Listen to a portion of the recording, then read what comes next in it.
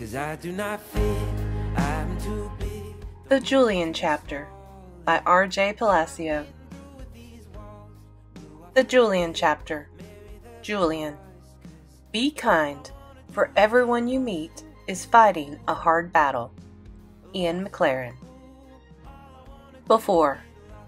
Perhaps I have created the stars and the sun and this enormous house, but I no longer remember. Jorge Luis Borges, The House of Asterion. Fear can't hurt you any more than a dream. William Golding, Lord of the Flies. Ordinary. Okay. I know. I haven't been nice to August Pullman. Big deal. It's not the end of the world, people. Let's stop with the drama, okay? There's a whole big world out there, and not everyone is nice to everyone else. That's just the way it is. So can you please get over it? I think it's time to move on and get on with your life. Don't you? Jeez. I don't get it. I really don't. One minute, I'm like the most popular kid in the 5th grade. And the next minute, I'm like, I don't know, whatever. This bites. This whole year bites. I wished August Pullman had never come to Beecher Prep in the first place. I wish he had kept his creepy little face hidden away like in the Phantom of the Opera or something. Put a mask on, Auggie. Get your face out of my face, please. Everything would be a lot easier if you would just disappear. At least for me. I'm not saying it's a picnic for him either, by the way. I know it can't be easy for him to look in the mirror every day or walk down the street. That's not my problem. My problem is that everything's different since he's been coming to my school. The kids are different. I'm different. And it sucks big time. I wish everything was the way it used to be in the 4th grade. We had so much fun back then. We would play tackle tag in the yard. And not to brag, but everyone always wanted a piece of me, you know? I'm just saying. Everyone always wanted to be my partner when we do social studies projects. And everyone always laughed when I said something funny. At lunchtime, I'd always sit with my peeps, and we were like, it. We were totally it. Henry, Miles, Amos, Jack. We were it.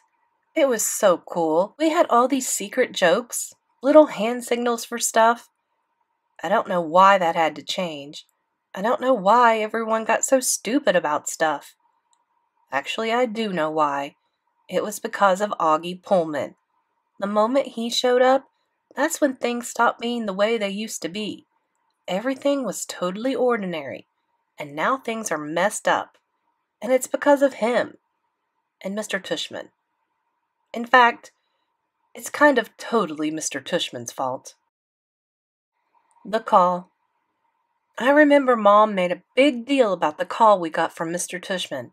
At dinner that night, she went on and on about what a big honor it was. The middle school director had called us at home to ask if I could be a welcome buddy to some new kid in school. Wow, big news. Mom acted like I won an Oscar or something. She said it showed her that the school really did recognize who the special kids were, which she thought was awesome.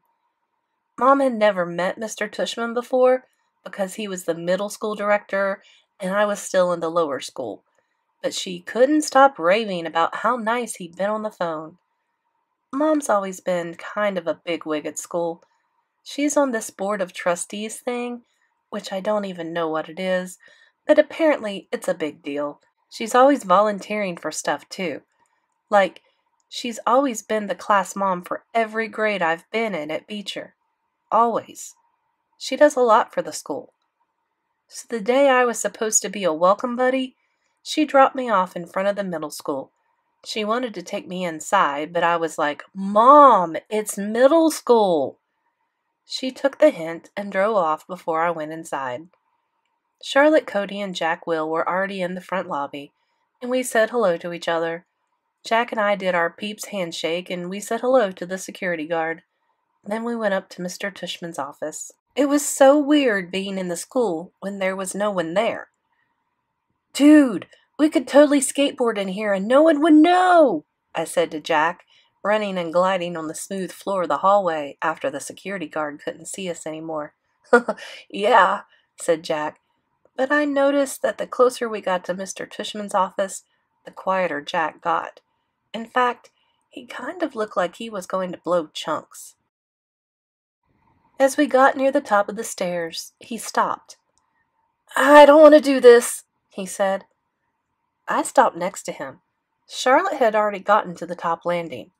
Come on, she said. You're not the boss, I answered. She shook her head and rolled her eyes at me. I laughed and nudged Jack with my elbow. We loved egging Charlotte Cody on. She was always such a goody two-shoes. This is so messed up, said Jack, rubbing his hand over his face. What is? I asked. Do you know who this new kid is? He asked. I shook my head. You know who he is, right? Jack said to Charlotte, looking up at her. Charlotte walked down the stairs toward us. I think so, she said. She made a face, like she had just tasted something bad. Jack shook his head and then smacked it 3 times with his palm. I'm such an idiot for saying yes to this, he said, his teeth clenched. Wait, who is it? I said. I pushed Jack's shoulder so he'd look at me. It's that kid called August, he said to me. You know, the kid with the face? I had no idea who he was talking about. Are you kidding me? Said Jack. You've never seen that kid before? He lives in this neighborhood. He hangs out in the playground sometimes. You have to have seen him. Everyone has. He doesn't live in this neighborhood, answered Charlotte. Yes, he does, Jack answered impatiently. No, Julian doesn't live in this neighborhood, she answered, just as impatiently. What does that have to do with anything? I said. Whatever, Jack interrupted. It doesn't matter. Trust me, dude. You've never seen anything like this before. Please don't be mean, Jack, Charlotte said. It's not nice. I'm not being mean, said Jack. I'm just being truthful. What exactly does he look like? I asked. Jack didn't answer. He just stood there, shaking his head. I looked at Charlotte, who frowned. You'll see, she said. Let's just go already, okay? She turned around and went up the stairs and disappeared down the hall to Mr. Tushman's office. Let's just go already, okay? I said to Jack, imitating Charlotte perfectly. I thought this would totally make him laugh, but it didn't. Jack, dude, come on, I said. I pretended to give him a hard slap in the face. This actually did make him laugh a bit, and he threw a slow-motion punch back at me. This led to a quick game of spleen, which is where we try to jab each other in the rib cage. Guys, let's go, Charlotte commanded from the top of the stairs. She had come back to get us.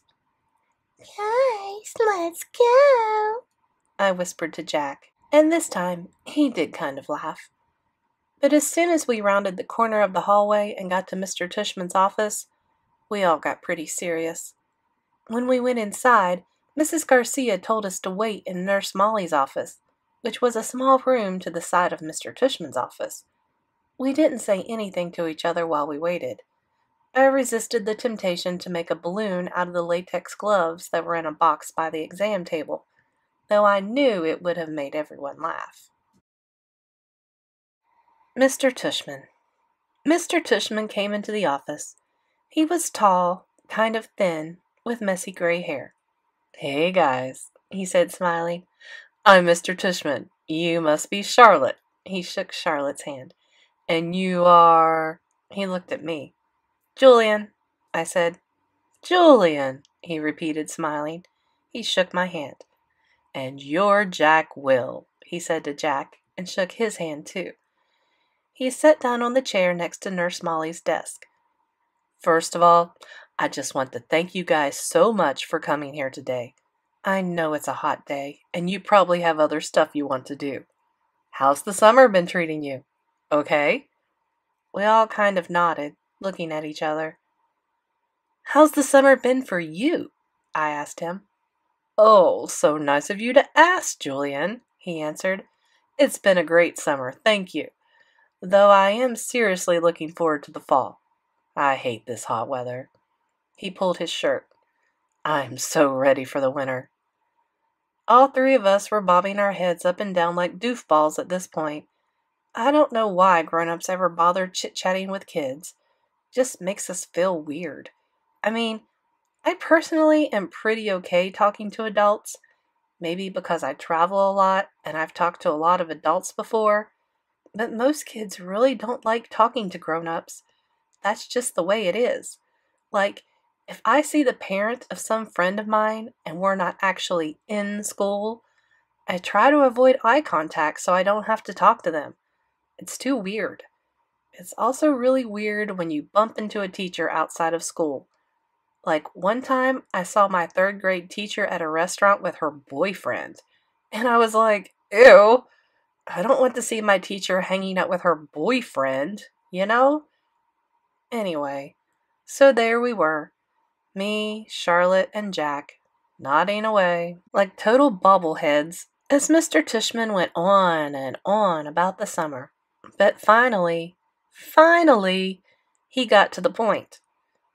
So, guys, he said, kind of slapping his hands against his thighs, it's really nice of you to give up your afternoon to do this. In a few minutes, I'm going to introduce you to the boy who's coming to my office, and I just wanted to give you a heads up about him beforehand.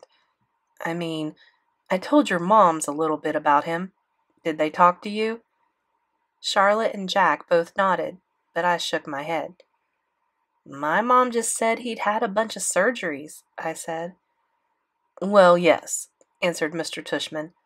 But did she explain about his face?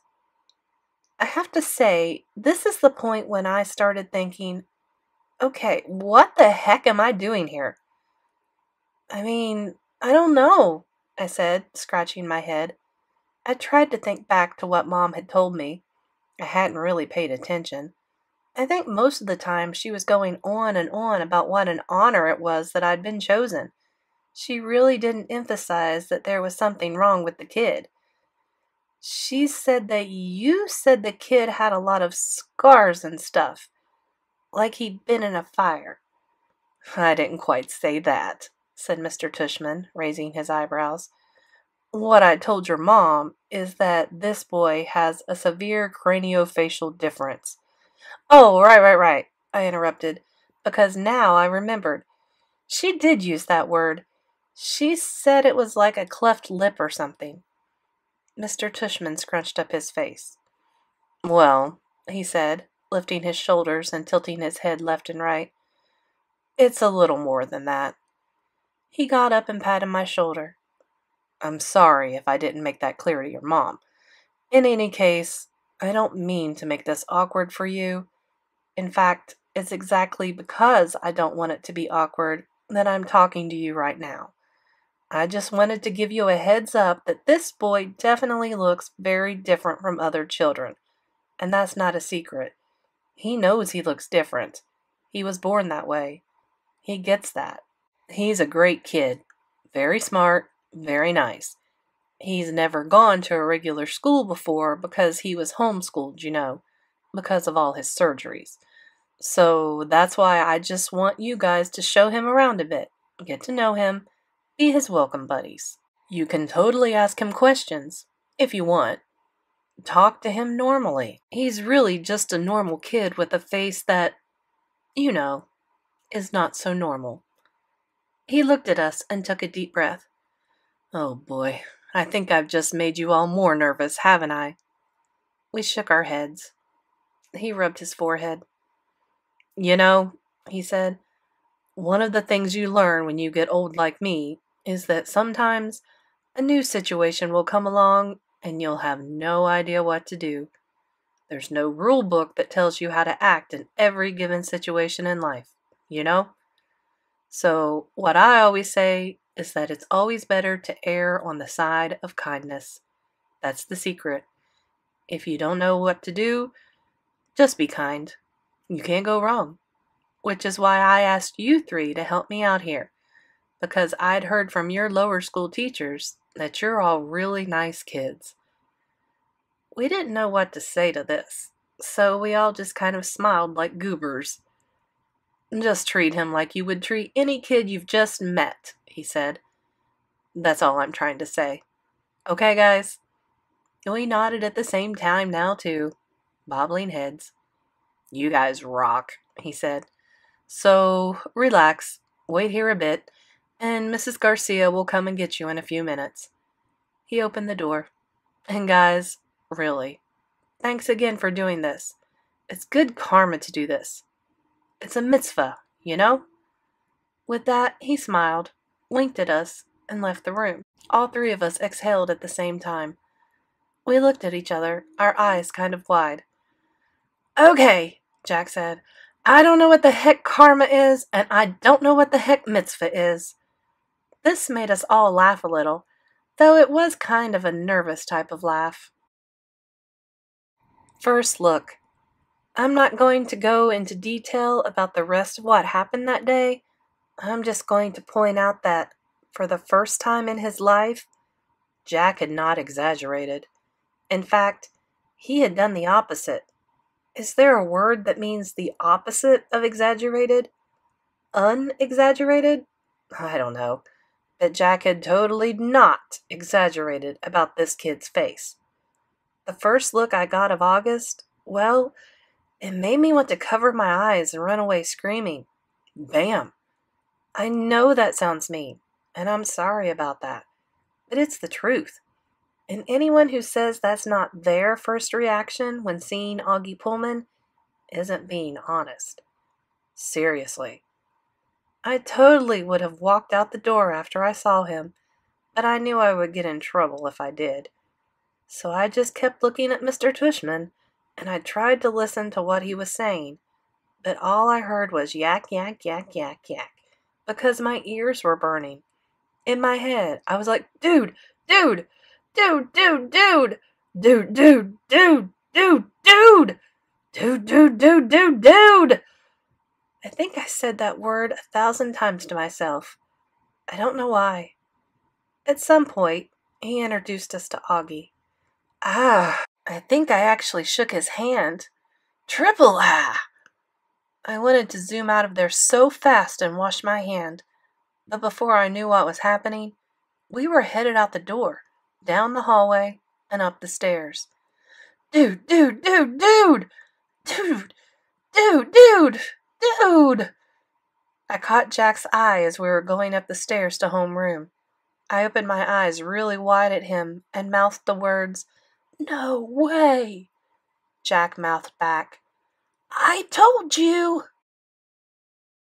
Scared. When I was about 5, I remember watching an episode of SpongeBob one night, and a commercial came on TV that totally freaked me out. It was a few days before Halloween. A lot of commercials came on during that time of year that were kind of scary, but this one was for a new teen thriller I'd never heard about before. Suddenly, while I was watching the commercial, a close-up of a zombie's face popped up on the screen. Well, it totally and completely terrified me. I mean, terrified me like the kind of terrified where you actually run out of the room screaming with your arms in the air. Terrified! After that, I was so scared of seeing that zombie face again, I stopped watching any TV until Halloween was over and the movie was no longer playing in theaters. Seriously, I stopped watching TV completely. That's how scared I was. Not too long after that, I was on a play date with some kid whose name I don't even remember, and this kid was really into Harry Potter. So we started watching one of the Harry Potter movies. I'd never seen any of them before. Well, when I saw Voldemort's face for the first time, the same thing happened that had happened when the Halloween commercial came on. I started screaming hysterically, wailing like a total baby. It was so bad, the kid's mother couldn't calm me down, and she had to call my mother to come pick me up. My mom got really annoyed at the kid's mom for letting me watch the movie, so they ended up getting into an argument, and long story short, I never had another play date there again. But anyway, between the Halloween zombie commercial and Voldemort's noseless face, I was kind of a mess. Then, unfortunately, my dad took me to the movies at around that same time. Again, I was only about 5, maybe 6 by now. It shouldn't have been an issue. The movie we went to see was rated G. Totally fine, not scary at all. But one of the trailers that came on was for Scary Fairy, a movie about demon fairies. I know, fairies are so lame. And when I look back, I can't believe I was so scared of this stuff. But I freaked out at this trailer. My dad had to take me out of the theater because, yet again, I couldn't stop crying. It was so embarrassing. I mean, being scared of fairies? What's next? Flying ponies? Cabbage Patch dolls? Snowflakes? It was crazy. But there I was, shaking and screaming as I left the movie theater, hiding my face in my dad's coat. I'm sure there were 3-year-olds in the audience who were looking at me like I was the biggest loser. That's the thing about being scared, though. You can't control it. When you're scared, you're scared. And when you're scared, everything seems scarier than it ordinarily would be. Even things that aren't. Everything that scares you kind of mushes together to become this big, terrifying feeling. It's like you're covered in this blanket of fear, and this blanket is made out of broken glass and dog poop and oozy pus and bloody zombie zits. I started having awful nightmares. Every night I'd wake up screaming. It got to a point where I was afraid to go to sleep because I didn't want to have another nightmare. So then I started sleeping in my parents' bed. I wish I could say this was just for a couple of nights, but it went like this for 6 weeks. I wouldn't let them turn off the lights.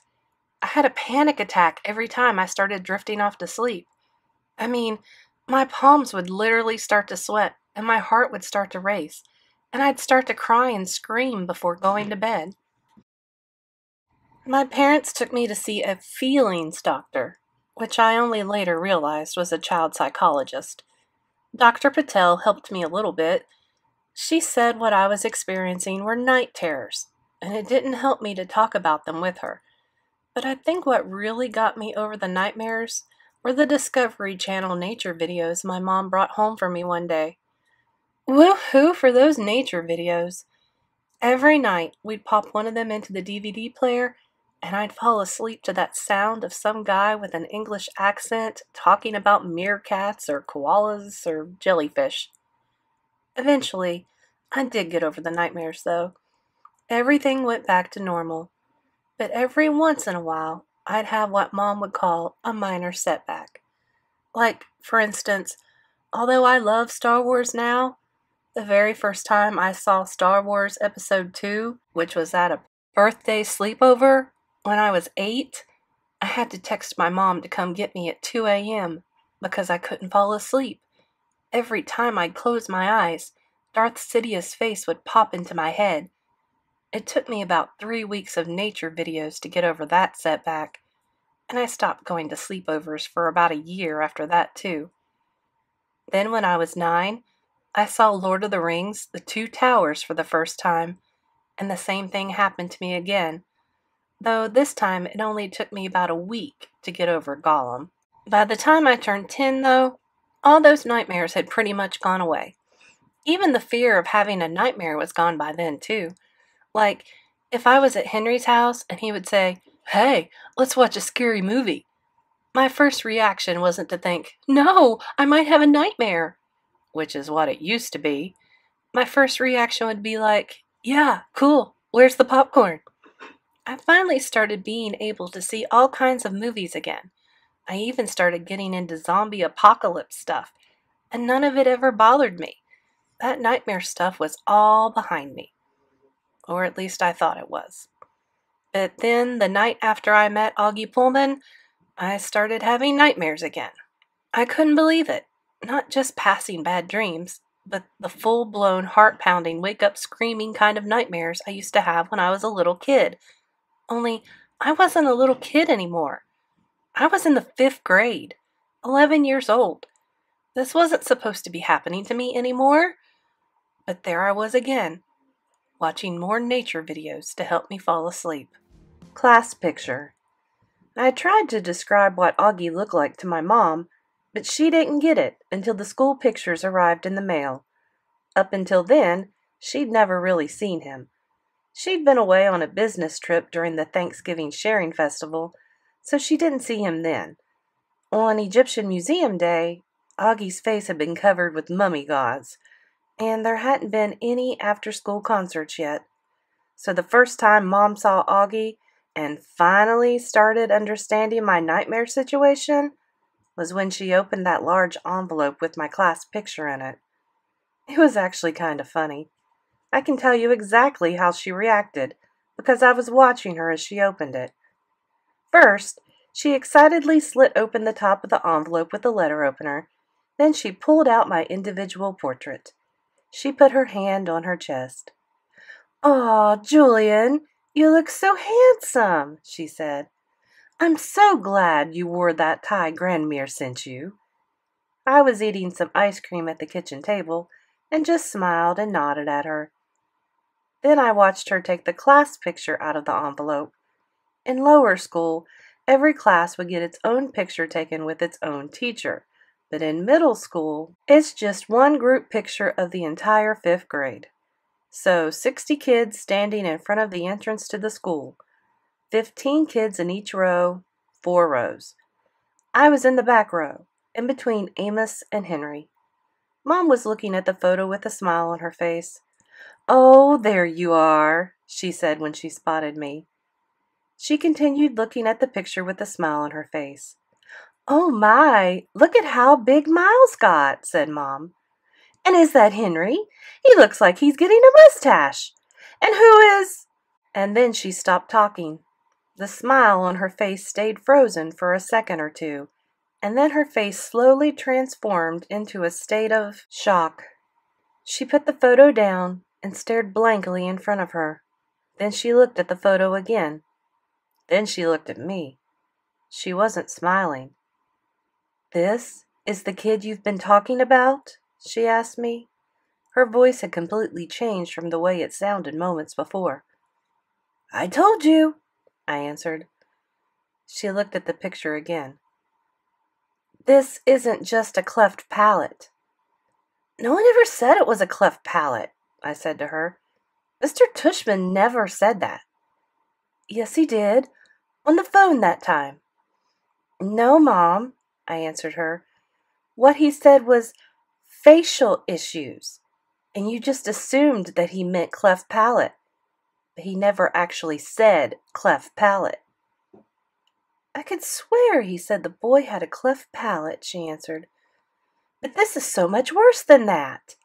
She really looked stunned. She couldn't stop staring at the photo.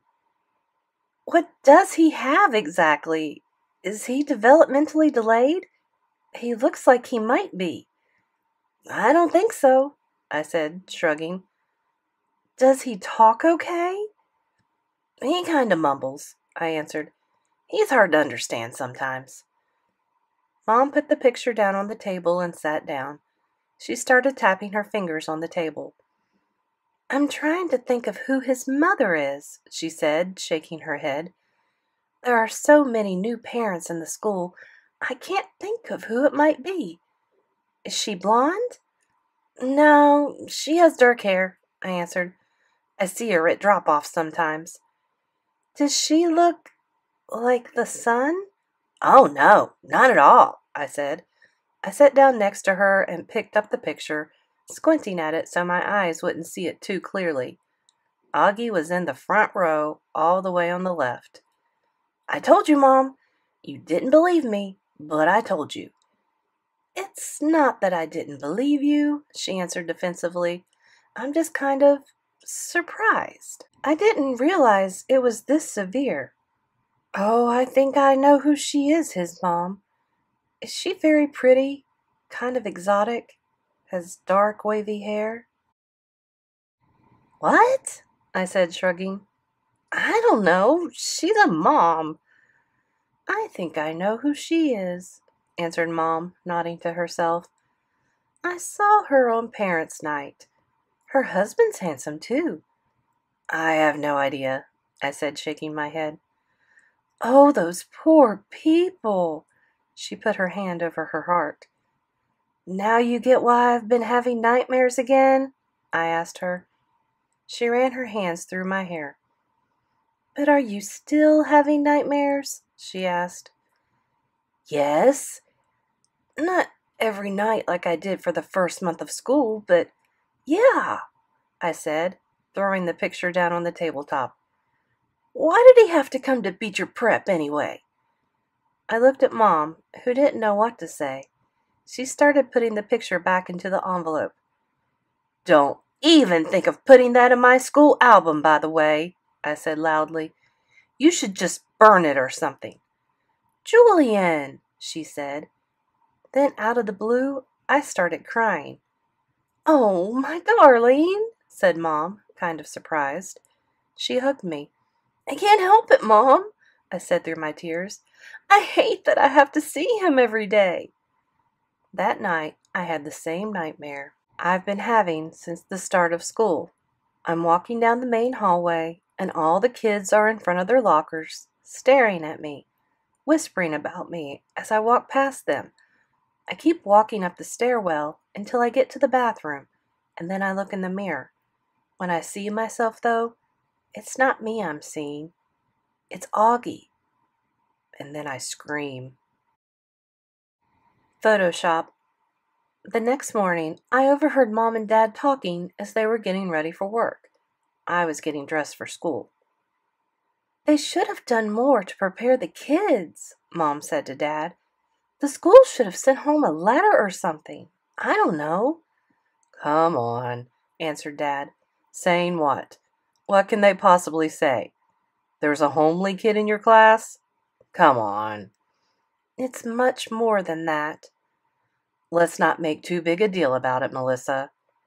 You haven't seen him, Jules, said Mom. It's quite severe. Parents should have been told. I should have been told, especially with Julian's anxiety issues. Anxiety issues? I yelled from my room. I ran into their bedroom. You think I have anxiety issues? No, Julian, said Dad. No one's saying that. Mom just said that, I answered, pointing at Mom. I just heard her say anxiety issues. What? So you guys think I have mental problems? No, they both said. Just because I get nightmares. No, they yelled. It's not my fault he goes to my school, I cried. It's not my fault his face freaks me out. Of course it's not, darling, said Mom. No one is saying that. All I meant is that because of your history of nightmares, the school should have alerted me. Then at least I would have known better about the nightmares you're having. I would have known what triggered them. I sat down on the edge of their bed. Dad had the class picture in his hands and had obviously just been looking at it. I hope you're planning on burning that, I said. And I wasn't joking. No, darling, said Mom, sitting on the other side of me. We don't need to burn anything. Look what I've done. She picked up a different photo from the nightstand and handed it to me to look at. At first, I thought it was just another copy of that class picture, because it was exactly the same size as the class picture Dad had in his hands, and everything in it was exactly the same. I started to look away in disgust, but Mom pointed to a place on the photo, the place where Auggie used to be. He was nowhere in the photo. I couldn't believe it. There was no trace of him. I looked up at Mom, who was beaming. The magic of Photoshop, she said happily, clapping her hands. Now you can look at this picture and not have to have your memory of 5th grade tarnished, she said. That's so cool, I said. How did you do that? I've gotten pretty good at Photoshop, she answered. Remember last year how I made all the skies blue in the Hawaii pictures? You would never have known it rained every day, answered Dad, shaking his head. Laugh if you want, said Mom. But now, when I look at those pictures, I don't have to be reminded of the bad weather that almost ruined our trip. I can remember it for the beautiful vacation that it was, which is exactly how I want you to remember your 5th grade year at Beecher Prep. Okay, Julian? Good memories, not ugly ones. Thanks, Mom, I said, hugging her tightly. I didn't say it, of course, but even though she changed the skies to light blue on the photos, all I ever really remembered about our Hawaii trip was how cold and wet it was when we were there, despite the magic of Photoshop. Mean. Look, I didn't start out being mean. I mean, I'm not a mean kid.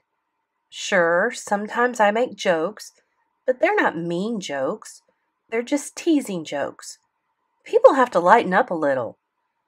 Okay, maybe sometimes my jokes are a little mean, but I only make those jokes behind someone's back.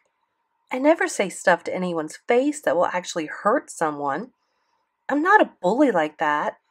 I'm not a hater, dudes. Attention, people! Stop being so sensitive. Some people totally got the whole Photoshop thing, and some didn't. Henry and Miles thought it was so cool and wanted my mom to email their moms the photo. Amos thought it was weird. Charlotte completely disapproved. I don't know what Jack thought, because he had gone over to the dark side by now. It's like he totally abandoned his peeps this year and only hangs out with Auggie now, which bugged me, because that meant I couldn't hang out with him anymore. No way was I going to catch the plague from that freak. That was the name of the game I invented. The plague. It was simple. If you touched Auggie and you didn't wash off the contamination, you died. Everyone in the whole grade played, except Jack. And Summer. So here's the strange thing. I've known Summer since we were in 3rd grade, and I never really paid any attention to her. But this year, Henry started liking Savannah, and they were like going out. Now, by going out, I don't mean like high school stuff, which would be kind of gross, barf, disgusting. All it means when you're going out is that you hang out together and meet each other at the lockers, and sometimes go to the ice cream shop on Amsford Avenue after school. So first Henry started going out with Savannah, and then Miles started going out with Zamina. And I was like, yo, what about me? And then Amos said, I'm going to ask Summer out. And I was like, no way, I'm asking her out. So that's when I started kind of liking Summer. But it totally bit that summer, like Jack was on Team Auggie. It meant I couldn't hang out with her at all. I couldn't even say "what's up" to her because the freak might think I was talking to him or something. So I told Henry to have Savannah invite Summer to the Halloween party at her house. I figured I could hang out with her and maybe even ask her to go out with me. That didn't work, though, because she ended up leaving the party early. And ever since then, she's been spending all her time with the freak. Okay. I know it's not nice to call him the freak, but like I said before, people have to start being a little less sensitive around here. It's only a joke, everyone. Don't take me so seriously. I'm not being mean. I'm just being funny. And that's all I was doing. Being totally funny. The day that Jack Will punched me. I had been totally joking, fooling around. I didn't see it coming at all. The way I remember it, we were just goofing together, and all of a sudden he whacks me in the mouth for no reason. Boom! And I was like, ow! You crazy jerk face! You punched me? You actually punched me? And the next thing I knew, I'm in Nurse Molly's office, holding one of my teeth in my hand, and Mr. Tushman is there, and I hear him on the phone with my mom, saying they're taking me to the hospital. I could hear my mom screaming on the other end of the line. Then Miss Rubin, the dean, is leading me into the back of an ambulance, and we're on the way to a hospital. Crazy stuff. When we were riding in the ambulance, Miss Rubin asked me if I knew why Jack hit me. I was like, duh, because he's totally insane. Not that I could talk much, because my lips were swollen and there was blood all over my mouth. Miss Rubin stayed with me in the hospital until Mom showed up. Mom was more than a little hysterical, as you can imagine. She was crying kind of dramatically every time she saw my face. It was, I have to admit, a little embarrassing. Then Dad showed up. "Who did this?" was the first thing he said, shouting at Miss Rubin. "Jack will," answered Miss Rubin calmly. "He's with Mr. Tushman." "Jack will?" cried Mom in shock. "We know the Wills. How could that happen?" "There will be a thorough investigation," answered Miss Rubin. "Right now, what's most important is that Julian's going to be fine." "Fine?" yelled Mom. "Look at his face. Do you think that's fine? I don't think that's fine. This is outrageous. What kind of school is this? I thought kids didn't punch each other at school like Beecher Prep. I thought that's why we pay $40,000 a year, so that our kids don't get hurt." "Miss Albans," said Miss Rubin, "I know you're upset." "I'm assuming the kid will get expelled, right?" said Dad. "Dad!" I yelled. "We will definitely deal with this matter in the appropriate way, I promise," answered Miss Rubin, trying to keep her voice calm. "And now, if you don't mind, I think I'll leave you guys alone for a bit. The doctor will be back, and you can check in with him. But he said that nothing was broken. Julian's fine. He lost a lower first molar, but that was on its way out anyway. He's going to give him some pain medication, and you should keep icing it. Let's talk more in the morning." It was only then that I realized that poor Miss Rubin's blouse and skirt were completely covered in my blood. Boy, mouths do bleed a lot. Later that night, when I could finally talk again without it hurting, Mom and Dad wanted to know every detail of what had happened, starting with what Jack and I had been talking about right before he hit me. "Jack was upset because he was paired up with the deformed kid," I answered. "I told him he could switch partners if he wanted to, and then he punched me." Mom shook her head. That was it for her. She was literally madder than I've ever seen her before. And I've seen my mom pretty mad before, believe me.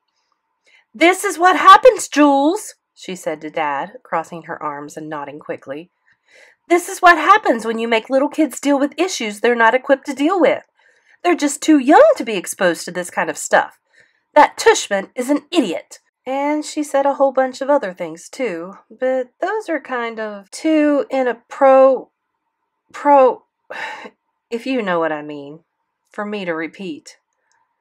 "But Dad, I don't want Jack to get expelled from school," I said later on in the night. He was putting more ice on my mouth because the painkiller they had given me at the hospital was wearing off. "That's not up to us," he answered, "but I wouldn't trouble myself about it if I were you.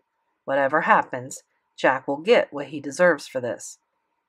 I have to admit, I started feeling kind of bad for Jack. I mean, sure, he was a total dipstick for punching me, and I wanted him to get in trouble. But I really didn't want him to get kicked out of school or anything. But Mom, I could tell, was on one of her missions now, as Dad would say. She gets like that sometimes, when she gets so outraged about something that there's just no stopping her. She was like that a few years ago when a kid got hit by a car a couple of blocks away from Beecher Prep, and she had like 1,000,000 people sign a petition to have a traffic light installed. That was a super mom moment. She was also like that last month when our favorite restaurant changed its menu, and they no longer made my favorite dish the way I liked it. That was another super mom moment, because after she talked to the new owner, they agreed to special order the dish, just for me. But Mom also gets like that for not so nice stuff. Like when a waiter messed up a food order.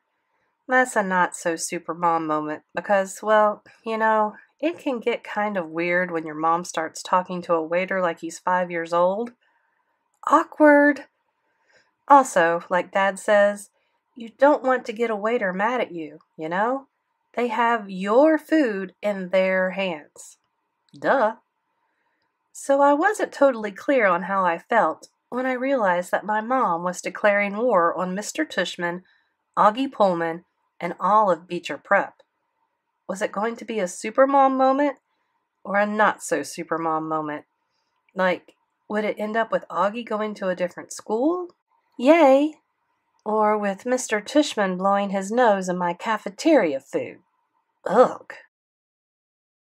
Party. It took about 2 weeks for the swelling to go completely down. Because of that, we ended up not going to Paris over winter break. Mom didn't want our relatives to see me looking like I'd been in a prize fight. She also wouldn't take any pictures of me over the holidays because she said she didn't want to remember me looking like that. For our annual Christmas card, we used one of the rejects from last year's photo shoot. Even though I wasn't having a lot of nightmares anymore, the fact that I had started having nightmares again really worried Mom. I could tell she was totally stressed out about it. Then the day before our Christmas party, she found out from one of the other moms that Auggie had not been through the same kind of admission screening that the rest of us had been. See, every kid who applies to Beecher Prep is supposed to be interviewed and take a test at the school. But some kind of exception had been made for Auggie. He didn't come to the school for the interview, and he got to take the admissions test at home. Mom thought that was really unfair. "This kid should not have gotten into the school," I heard her telling a group of other moms at the party. "Beecher Prep is just not set up to handle situations like this. We're not an inclusion school. We don't have the psychologists needed to deal with how it affects the other kids. Poor Julian had nightmares for a whole month." Ugh, Mom. I hate your telling people about my nightmares. "Henry was upset as well," Henry's mom said, and the other moms nodded. "They didn't even prepare us beforehand," Mom went on. "That's what gets me the most. If they're not going to provide additional psychological support, at least warn the parents ahead of time." "Absolutely," said Miles's mom, and the other moms nodded again. "Obviously, Jack Will could have used some therapy," Mom said, rolling her eyes. "I was surprised they didn't expel him," said Henry's mom. "Oh, they would have," answered Mom. "But we asked them not to. We've known the Will family since kindergarten. They're good people. We don't blame Jack, really. I think he just cracked under the pressure of having to be this kid's caretaker. That's what happens when you put little kids into these kinds of situations. I honestly don't know what Tushman was thinking." "I'm sorry, I just have to step in here," said another mom.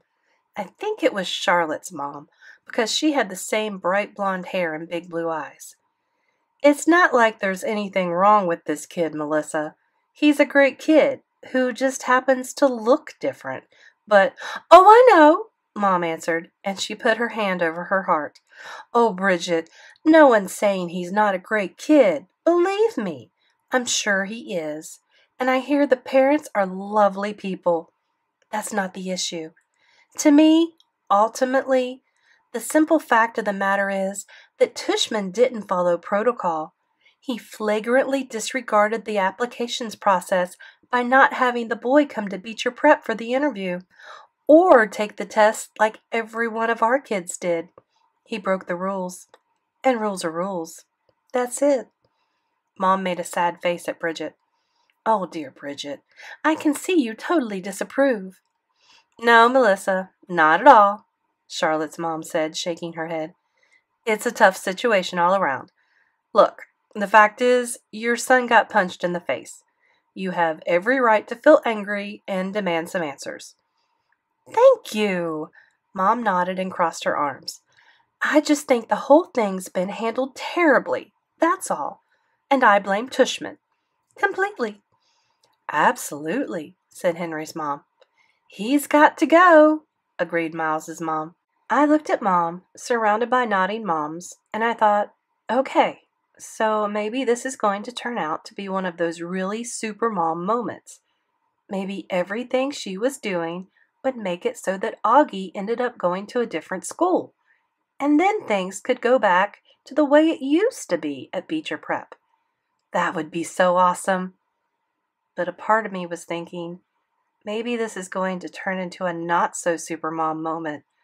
I mean, some of the stuff she was saying sounded kind of, I don't know, kind of harsh, I guess. It's like when she gets mad at a waiter, you end up feeling sorry for the waiter. The thing is, I know she's on this anti-Tushman mission because of me. If I hadn't started getting nightmares again, and if Jack hadn't punched me, none of this would be happening. She wouldn't be making a big deal about Auggie or Tushman, and she'd be concentrating all her time and energy on good stuff, like raising money for the school and volunteering at the homeless shelter. Mom does good stuff like that all the time. So I don't know. On the one hand, I'm happy she's trying to help me. And on the other hand, I would love for her to stop. Team Julian. The thing that annoyed me the most when we got back from winter break was that Jack had gone back to being friends with Auggie again. They had had some kind of fight after Halloween, which is why Jack and I started being bros again. But after winter break was over, they were best buds again. It was so lame. I told everyone we really needed to ice Jack out for his own good.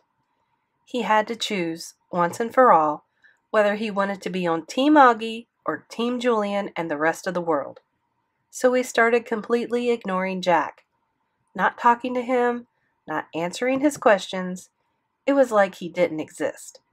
That'll show him. And that's when I started leaving my little notes. One day, someone had left some post-it notes on one of the benches in the yard, which is what gave me the idea. I wrote in this really psycho-killer handwriting, "Nobody likes you anymore." I slipped it into the slits in Jack's locker when no one was looking. I watched him out of the corner of my eye when he found it. He turned around and saw Henry opening his locker nearby. "Did Julian write this?" he asked. But Henry was one of my peeps, you know? He just iced Jack out, pretending like no one was even talking to him. Jack crumpled the post-it and flicked it into his locker and banged the door shut.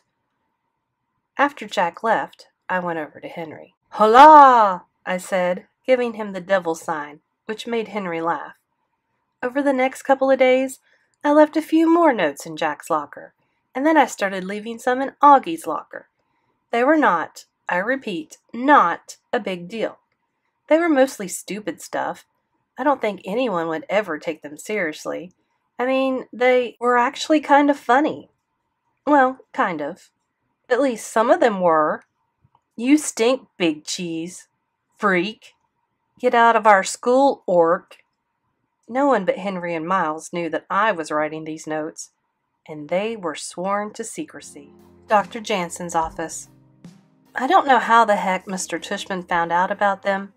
I don't think Jack or Auggie would have been dumb enough to rat on me, because they had started leaving me notes in my locker too.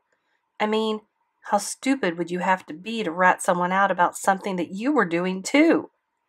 So here's what happened.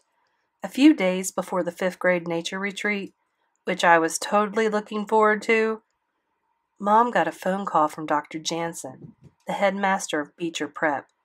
He said he wanted to discuss something with her and Dad, and asked for a meeting.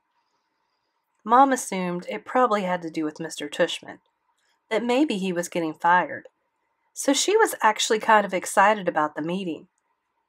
They showed up for the appointment at 10 a.m., and they were waiting in Dr. Jansen's office when, all of a sudden, they see me walking into the office too. Miss Rubin had taken me out of class, asked me to follow her, and brought me there. I had no idea what was up. I'd never even been to the headmaster's office before, so when I saw Mom and Dad there, I looked as confused as they looked. "What's going on?" Mom said to Miss Rubin. Before Miss Rubin could say anything, Mr. Tushman and Dr. Jansen came into the office. Everyone shook hands, and they were all smiles as they greeted one another. Miss Rubin said she had to go back to class, but that she would call Mom and Dad later to check in. This surprised Mom. I could tell she started thinking that maybe this wasn't about Mr. Tushman getting fired after all. Then Dr. Jansen asked us to sit on the sofa opposite his desk. Mr. Tushman sat down on a chair next to us, and Dr. Jansen sat behind his desk. "Well, thank you so much for coming, Alyssa and Jules," Dr. Jansen said to my parents. It was strange hearing him call them by their first names. I knew they all knew each other from being on the board, but it sounded weird. "I know how busy you are, and I'm sure you're wondering what this is all about." "Well, yes," said Mom, but her voice drifted off. Dad coughed into his hand. "The reason we asked you here today is because, unfortunately," Dr. Jansen continued, "we have a serious matter on our hands, and we'd like to figure out the best way to resolve it. Julian, do you have any inkling of what I might be talking about?" He looked at me. I opened my eyes wide. "Me?" I snapped my head back and made a face. "No!" Dr. Jansen smiled and sighed at me at the same time. He took off his glasses. "You understand," he said, looking at me. "We take bullying very seriously at Beecher Prep. There's zero tolerance for any kind of bullying. We feel that every single one of our students deserves the right to learn in a caring and respectful atmosphere." "Excuse me, but can someone tell me what's going on here?" Mom interrupted, looking at Dr. Jansen impatiently. "We obviously know the mission statement at Beecher Prep. How? We practically wrote it. Let's cut to the chase. What's going on?" Evidence. Dr. Jansen looked at Mr. Tushman. "Why don't you explain, Larry?" he said. Mr. Tushman handed an envelope to Mom and Dad. Mom opened it up and pulled out the last 3 Post-it notes I had left in Augie's locker. I knew immediately that's what they were, because these were actually pink Post-its and not yellow ones, like all the others had been. So I thought, aha! It was Auggie who told Mr. Tushman about the Post-it notes. What a turd. Mom read through the notes quickly, raised her eyebrows, and passed them to Dad. He read them and looked at me. "You wrote these, Julian?" he said, holding the notes out for me. I swallowed. I looked at him kind of blankly. He handed me the notes, and I just stared at them. Well," I answered. "Yeah, I guess, but Dad, they were writing notes too." "Who was writing notes?" asked Dad. "Jack and Auggie," I answered. "They were writing notes to me too. It wasn't just me."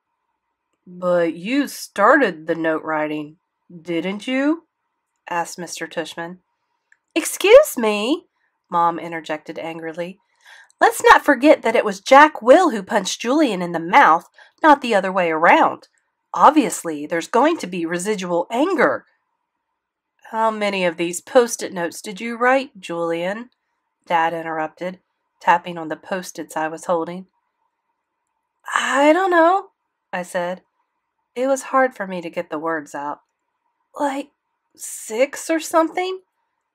But the other ones weren't this, bad. These notes are worse than the other ones I wrote. The other ones weren't so—" My voice kind of drifted off as I reread what I'd written on the 3 notes. "Yo, Darth Hideous, you're so ugly you should wear a mask every day." And, "I hate you, freak." And the last one, "I bet your mother wishes you'd never been born. You should do everybody a favor and die." Of course, looking at them now, they seemed a lot worse than when I wrote them. But I was mad then, super mad. I had just gotten one of their notes and— "Wait," I said, and I reached into my pocket. I found the last Post-it that Auggie and Jack had left for me in my locker just yesterday. It was kind of crumpled up now, but I held it out to Mr. Tushman to read. "Look! They wrote mean stuff to me, too." Mr. Tushman took the Post-it, read it quickly, and handed it to my parents. My mom read it and then looked at the floor. My dad read it and shook his head, puzzled. He handed me the post-it, and I reread it. Julian, you're so hot. Summer doesn't like you, but I want to have your babies. Smell my armpits. Love, Beulah. Who the heck is Beulah? Asked Dad. Never mind, I answered. I can't explain. I handed the post-it back to Mr. Tushman, who gave it to Dr. Jansen to read. I noticed he actually tried to hide a smile. Julian, said Mr. Tushman, the 3 notes you wrote don't compare at all to this note in content. I don't think it's for anyone else to judge the semantics of a note, said Mom. It doesn't matter whether you think one note is worse than the other. It's how the person reading the note reads it. The fact is, Julian's had a little crush on this summer girl all year long, and it probably hurt his feelings. Mom! I yelled, and I covered my face with my hands. That's so embarrassing. All I'm saying is that a note can be hurtful to a child, whether you see it or not, Mom said to Mr. Tushman. Are you kidding me? Answered Mr. Tushman, shaking his head. He sounded angrier than I had ever heard him before. Are you telling me you don't find the post-its your son wrote completely horrifying? Because I do. I'm not defending the notes, answered Mom. I'm just reminding you that it was a two-way street. You have to realize that Julian was obviously writing these notes as a reaction to something. Look, said Dr. Jansen, holding his hand out in front of him like a crossing guard. There's no doubt there's some history here. Those notes hurt my feelings, I said, and I didn't mind that I sounded like I was going to cry. I don't doubt that their notes hurt your feelings, Julian, Dr. Jansen answered, and you were trying to hurt their feelings. That's the problem with stuff like this. Everyone keeps trying to top one another, and then things escalate out of control. Exactly, said Mom, and it almost sounded like she screamed it. But the fact is, Dr. Jansen continued, holding up his finger, there is a line, Julian. There is a line, and your notes cross that line. They're completely unacceptable. If Auggie had read these notes, how do you think he'd feel? He was looking at me so intensely that I felt like disappearing under the sofa. You mean he hasn't read them? I asked. No, answered Dr. Jansen. Thank goodness someone reported the notes to Mr. Tushman yesterday, and he opened Augie's locker and intercepted them before Auggie ever saw them. I nodded and lowered my head. I have to admit, I was glad Auggie hadn't read them.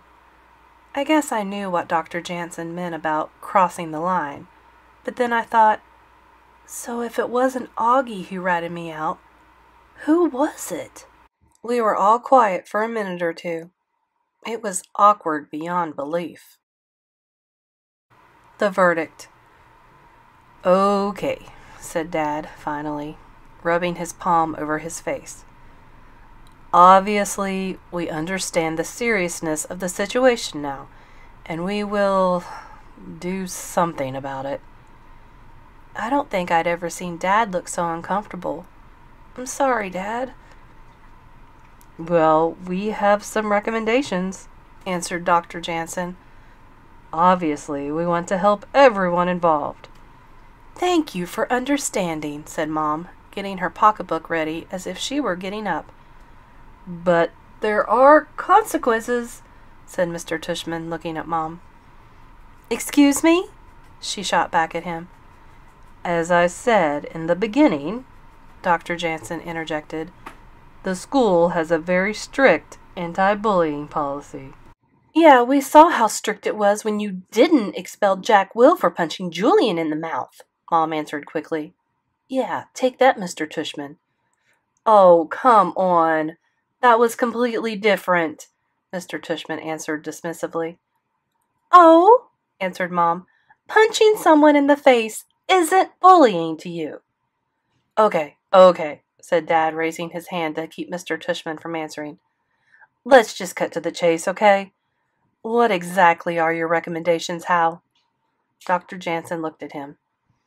"Julian is being suspended for 2 weeks," he said. "What?" yelled Mom, looking at Dad, but Dad didn't look back. "In addition," said Dr. Jansen, "we're recommending counseling. Nurse Molly has the names of several therapists who we think Julian should see." "This is outrageous," interrupted Mom, steaming. "Wait," I said. "You mean I can't go to school?" "Not for 2 weeks," answered Mr. Tushman. "Starting immediately." "But what about the trip to the nature retreat?" I asked. "You can't go," he answered coldly. "No!" I said, and now I really was about to cry. "I want to go to the nature retreat." "I'm sorry, Julian," Dr. Jansen said gently. "This is absolutely ridiculous," said Mom, looking at Dr. Jansen. "Don't you think you're overreacting a little? That kid didn't even read the notes." "That's not the point," answered Mr. Tushman. "I'll tell you what I think," said Mom. "This is because you admitted a kid into the school who shouldn't have been admitted into the school in the first place, and you broke the rules to do it. And now you're just taking this out on my kid because I'm the one who has the guts to call you on it." "Melissa," said Dr. Jansen, trying to calm her down. "These children are too young to deal with things like this. Facial deformities, disfigurement," Mom continued, talking to Dr. Jansen. "You must see that. Julian's had nightmares because of that boy. Did you know that? Julian has anxiety issues." "Mom," I said, clenching my teeth.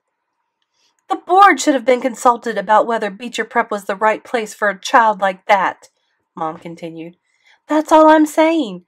We're just not set up for it. There are other schools that are, but we're not." "You can choose to believe that if you want," answered Mr. Tushman, not looking at her. Mom rolled her eyes. "This is a witch hunt," she muttered quietly, looking out the window. She was fuming. I had no idea what she was talking about. Witches? What witches? "Okay, Hal. You said you had some recommendations," Dad said to Dr. Jansen. He sounded gruff. "Is that it? 2 weeks suspension and counseling?" "We'd also like for Julian to write a letter of apology to August Pullman," said Mr. Tushman. "Apology for what, exactly?" answered Mom. "He wrote some stupid notes. Surely he's not the only kid in the world who's ever written a stupid note." "It's more than a stupid note," answered Mr. Tushman. "It's a pattern of behavior." He started counting on his fingers. "It's the making faces behind the kid's back. It's the game he initiated where if someone touches Auggie, he has to wash his hands." I couldn't believe Mr. Tushman even knew about the plague game. How did teachers know so much? "It's social isolation," Mr. Tushman continued. "It's creating a hostile atmosphere." "And you know for a fact that it's Julian who initiated all this?" asked Dad. "Social isolation? Hostile atmosphere? Are you saying that Julian was the only kid who wasn't nice to this boy? Or are you suspending every kid who stuck his tongue out at this kid?" "Good one, Dad. Score 1 for the Albinses." "Doesn't it trouble you at all that Julian doesn't seem to be showing the least bit of remorse?" said Mr. Tushman, squinting at Dad. "Okay, let's just stop right there," Dad said quietly, pointing his finger in Mr. Tushman's face. "Please, everyone," said Dr. Jansen. "Let's calm down a bit. Obviously, this is difficult."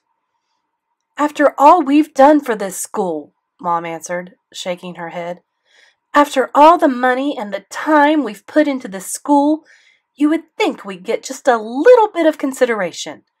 She put her thumb and her index finger together. "Just a little." Dad nodded. He was still looking angrily at Mr. Tushman, but then he looked at Dr. Jansen. "Melissa's right," he said. "I think we deserve a little better than this, Hal. A friendly warning would have been nice. Instead, you call us in here like children." He stood up. "We deserved better." "I'm sorry you feel that way," said Dr. Jansen, standing up as well. "The Board of Trustees will hear about this," said Mom. She got up, too. "I'm sure they will," answered Dr. Jansen, crossing his arms and nodding. Mr. Tushman was the only adult still sitting down. "The point of the suspension isn't punitive," he said quietly. "We're trying to help Julian, too. He can't fully understand the ramifications of his actions if you keep trying to justify them away. We want him to feel some empathy." "You know, I've heard just about enough," said Mom, holding her palm in front of Mr. Tushman's face. "I don't need parenting advice, not from someone who doesn't have kids of his own. You don't know what it's like to see your kid having a panic attack every time he shuts his eyes to go to sleep, okay? You don't know what it's like." Her voice cracked a bit, like she was going to cry. She looked at Dr. Jansen. "This affected Julian deeply, Hal. I'm sorry if that's not politically correct to say, but it's the truth, and I'm just trying to do what I think is best for my son. That's all. Do you understand?" "Yes, Melissa," Dr. Jansen answered softly. Mom nodded.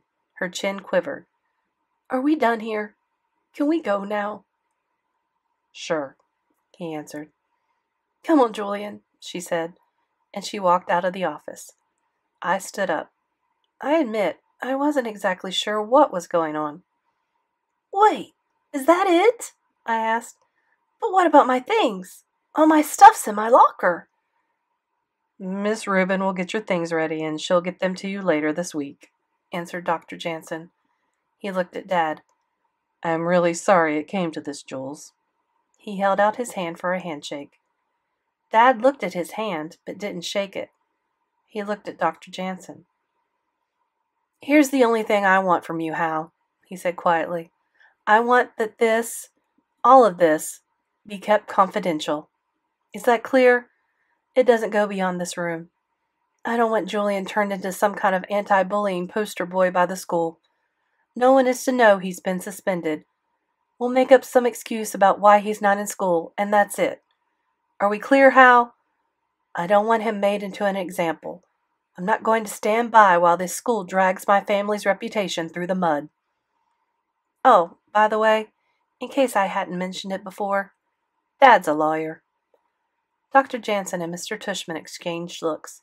"We are not looking to make an example of any of our students," Dr. Jansen answered. "This suspension really is about a reasonable response to unreasonable behavior." "Give me a break," answered Dad, looking at his watch. "It's a massive overreaction."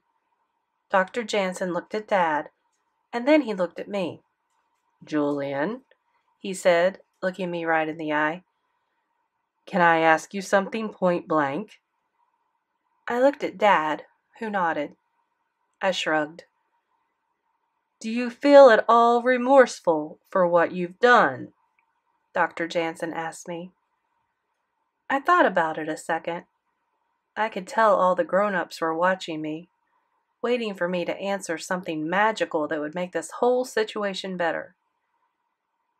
"Yes," I said quietly. "I'm really sorry I wrote those last notes." Dr. Jansen nodded. "Is there anything else you feel remorse for?" he asked. I looked at Dad again. I'm not an idiot. I knew what he was dying for me to say. I just wasn't going to say it. So I looked down and shrugged. "Can I ask you this then?" asked Dr. Jansen. "Will you consider writing Auggie a letter of apology?" I shrugged again. "How many words does it have to be?" was all I could think to say. I knew the moment I said it that I probably shouldn't have. Dr. Jansen looked at my dad, who just looked down. "Julian," said Dad, "go find Mom. Wait for me by the reception area. I'll be out in a second." Just as I closed the door on my way out, Dad started whispering something to Dr. Jansen and Mr. Tushman. It was a hushed, angry whisper. When I got to the reception area, I found Mom sitting on a chair with her sunglasses on. I sat down next to her. She rubbed my back, but she didn't say anything. I think she had been crying. I looked at the clock. 10:20 a.m. Right about now, Miss Rubin was probably going over the results of yesterday's quiz in science class. As I looked around the lobby, I had a blip of a memory.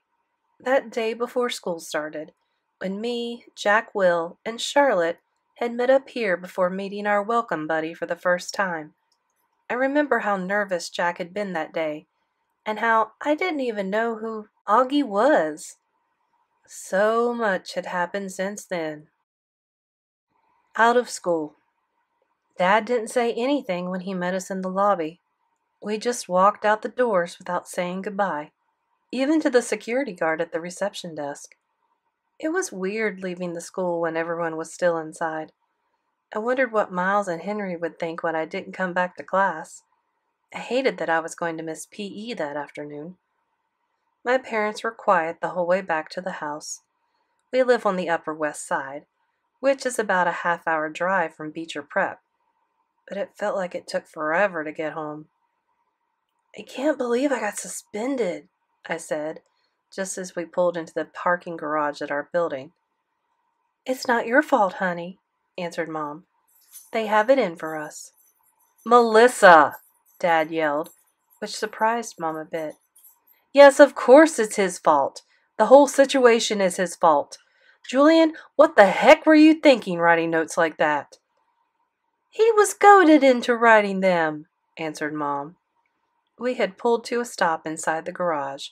The parking garage attendant was waiting for us to get out of the car, but we didn't get out. Dad turned around and looked at me. "I'm not saying I think the school handled this right," he said. 2 weeks suspension is ridiculous. But Julian, you should know better." "I know," I said. "It was a mistake, Dad." "We all make mistakes," said Mom. Dad turned back around. He looked at Mom. "Jansen's right, Melissa. If you keep trying to justify his actions..." "That's not what I'm doing, Jules." Dad didn't answer right away. Then he said, "I told Jansen that we're pulling Julian out of Beecher Prep next year." Mom was literally speechless. It took a second for what he said to hit me. "You what?" I said. "Jules," Mom said slowly. "I told Jansen that we'll finish out this year at Beecher Prep," Dad continued calmly. "But next year, Julian's going to a different school." "I can't believe this," I cried. "I love Beecher Prep, Dad. I have friends. Mom!" "I'm not sending you back to that school, Julian," Dad said firmly. "No way am I spending another dime on that school. There are plenty of other great private schools in New York City." "Mom!" I said. Mom wiped her hand across her face. She shook her head. "Don't you think we should have talked about this first?" she said to Dad. "You don't agree?" he countered. She rubbed her forehead with her fingers. "No, I do agree," she said softly, nodding. "Mom!" I screamed. She turned around in her seat. "Honey, I think Daddy's right." "I can't believe this!" I yelled, punching the car seat.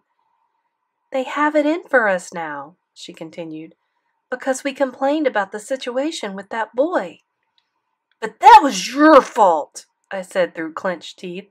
"I didn't tell you to try and get Auggie thrown out of the school. I didn't want you to get Tushman fired. That was you." "And I'm sorry about that, sweetheart," she said meekly. "Julian," said Dad, "your mom did everything she did to try and protect you. It's not her fault she wrote those notes, is it?" "No, but if she hadn't made such a big stink about everything," I started to say. "Julian, do you hear yourself?" said Dad. Now you're blaming your mom. Before, you were blaming the other boys for writing those notes. I'm starting to wonder if what they were saying is right. Don't you feel any remorse for what you've done?" "Of course he does," said Mom. "Melissa, let him answer for himself," Dad said loudly. "No, okay?" I yelled. "I'm not sorry. I know everybody thinks I should be all, 'I'm sorry for being mean to Auggie. I'm sorry I talked smack about him. I'm sorry I dissed him.' But I'm not. So sue me." Before Dad could respond, the garage attendant knocked on the car window. Another car had pulled into the garage, and they needed us to get out. Spring. I didn't tell anyone about the suspension. When Henry texted me a few days later asking why I wasn't in school, I told him I had strep throat. That's what we told everyone. It turns out 2 weeks suspension isn't so bad, by the way. I spent most of my time at home watching SpongeBob reruns and playing Knights of the Old Republic. I was still supposed to keep up on my schoolwork, though, so it's not like I totally got to goof off. Miss Rubin dropped by the apartment one afternoon with all my locker stuff, my textbooks, my loose-leaf book, and all the assignments I would need to make up. And there was a lot. Everything went really well with social studies and English, but I had so much trouble doing the math homework that Mom got me a math tutor. Despite all the time off, I really was excited about going back. Or at least I thought I was. The night before my first day back, I had one of my nightmares again. Only this time, it wasn't me who looked like Auggie. It was everyone else. I should have taken that as a premonition. When I got back to school, as soon as I arrived, I could tell something was up. Something was different. The first thing I noticed is that no one was really excited about seeing me again. I mean, people said hello and asked me how I was feeling, but no one was like, "Dude, I missed you." I would have thought Miles and Henry would be like that, but they weren't. In fact, at lunchtime, they didn't even sit at our usual table. They sat with Amos. So I had to take my tray and find a place to squeeze in at Amos's table, which was kind of humiliating. Then I overheard the three of them talking about hanging out at the playground after school and shooting hoops. But no one asked me to come. The thing that was weirdest of all, though, was that everyone was being really nice to Auggie. Like, ridiculously nice. It was like I had entered the portal to a different dimension, an alternative universe in which Auggie and I changed places. Suddenly, he was the popular one, and I was the outsider. Right after last period, I pulled Henry over to talk to him. "Yo, dude, why is everyone being so nice to the freak all of a sudden?" I asked. "Oh, said Henry, looking around kind of nervously. "Yeah, well, people don't really call him that anymore." And then he told me about all the stuff that had gone down at the nature retreat. Basically, what had happened was that Auggie and Jack got picked on by some 7th grade bullies from another school. Henry, Miles, and Amos had rescued them, got into a fight with the bullies, like with real punches flying, and then they all escaped through a corn maze. It sounded really exciting, and as he was telling me, I got mad all over again that Mr. Tushman had made me miss it.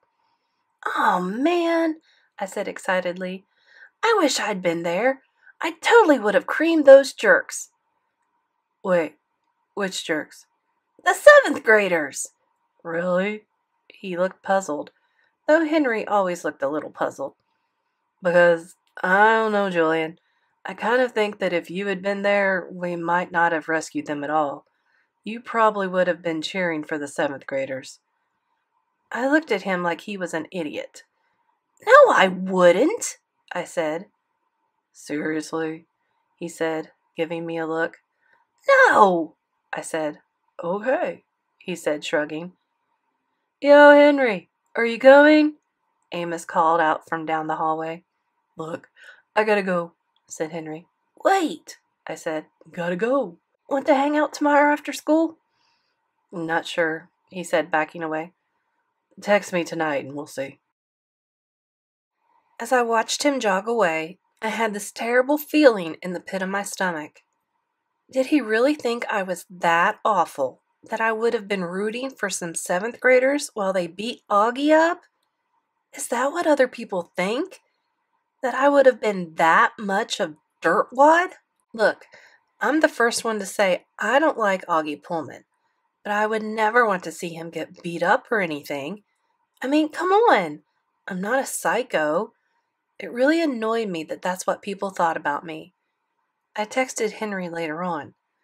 Yo, by the way, I would never have just stood by and let those creeps beat Auggie and Jack up. But he never texted me back. Mr. Tushman, the last month in school was awful. It's not like anyone was out and out mean to me, but I felt iced out by Amos and Henry and Miles. I just didn't feel popular anymore. No one really ever laughed at my jokes. No one wanted to hang out with me. I felt like I could disappear from the school and nobody would miss me. Meanwhile, Auggie was walking down the hallways like some cool dude, getting high-fived by all the jocks in the upper grades. Whatever. Mr. Tushman called me into his office one day. How's it going, Julian? He asked me. Fine. Did you ever write that apology letter I asked you to write? My dad says I'm leaving the school, so I don't have to write anything, I answered.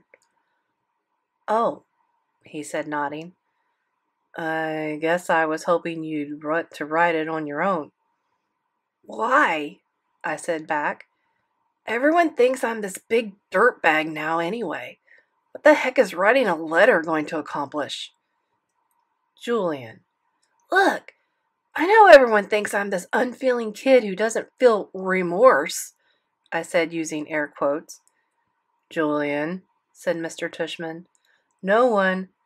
Suddenly, I felt like I was about to cry, so I just interrupted him. I'm really late for class and I don't want to get in trouble, so can I please go? Mr. Tushman looked sad. He nodded. Then I left his office without looking back. A few days later, we received an official notice from the school telling us that they had withdrawn their invitation to re-enroll in the fall. I didn't think it mattered, since Dad had told them we weren't going back anyway, though we still hadn't heard from the other schools I had applied to, and if I didn't get into any of them, we had planned on my going back to Beecher Prep. But now that was impossible. Mom and Dad were furious at the school, like crazy mad, mostly because they had already paid the tuition for the next year in advance, and the school wasn't planning on returning the money. See, that's the thing with private schools. They can kick you out for any reason.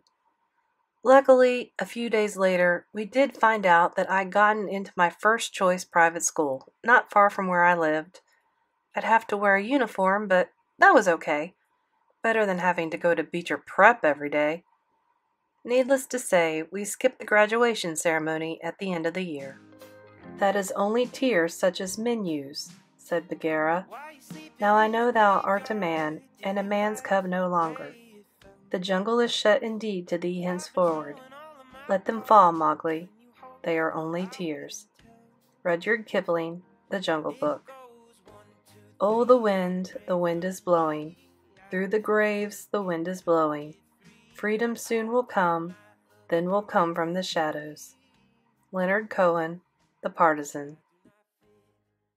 Summer vacation. My parents and I went to Paris in June. The original plan was that we would return to New York in July, since I was supposed to go to rock and roll camp with Henry and Miles. But after everything that happened, I didn't want to do that anymore. My parents decided to let me stay with my grandmother for the rest of the summer. Usually, I hated staying with Grandmere, but I was okay about it this time. I knew that after my parents went home, I would spend the entire day in my PJs playing Halo, and Grandmere wouldn't care in the least. I could pretty much do whatever I wanted. Grandmere wasn't exactly the typical grandma type. no baking cookies for Grandmere, no knitting sweaters. She was, as Dad always said, something of a character. Even though she was in her 80s, she dressed like a fashion model. Super glamorous. Lots of makeup and perfume, high heels. She never woke up until 2 in the afternoon, and then she'd take at least 2 hours to get dressed. Once she was up, she would take me out shopping or to a museum or a fancy restaurant. She wasn't into doing kid stuff, if you know what I mean. She'd never sit through a PG movie with me, for instance, so I ended up seeing a lot of movies that were totally age inappropriate. Mom, I know, would go completely ballistic if she got wind of some of the movies Grandmere took me to. But Grandmere was French, and was always saying my parents were too American anyway. Grandmere also didn't talk to me like I was a little kid. Even when I was younger, she never used baby words or talked to me the way grown-ups usually talk to little kids. She used regular words to describe everything. Like, if I would say, "Je veux faire pipi," meaning, I want to make pee-pee, she would say, "You need to urinate? Go to the lavatory." And she cursed sometimes, too. Boy, she could curse. And if I didn't know what a curse word meant, all I had to do was ask her, and she would explain it to me, in detail. I can't even tell you some of the words she explained to me. Anyway, I was glad to be away from NYC for the whole summer. I was hoping that I would get all those kids out of my head. Auggie, Jack, Summer, Henry, Miles, all of them.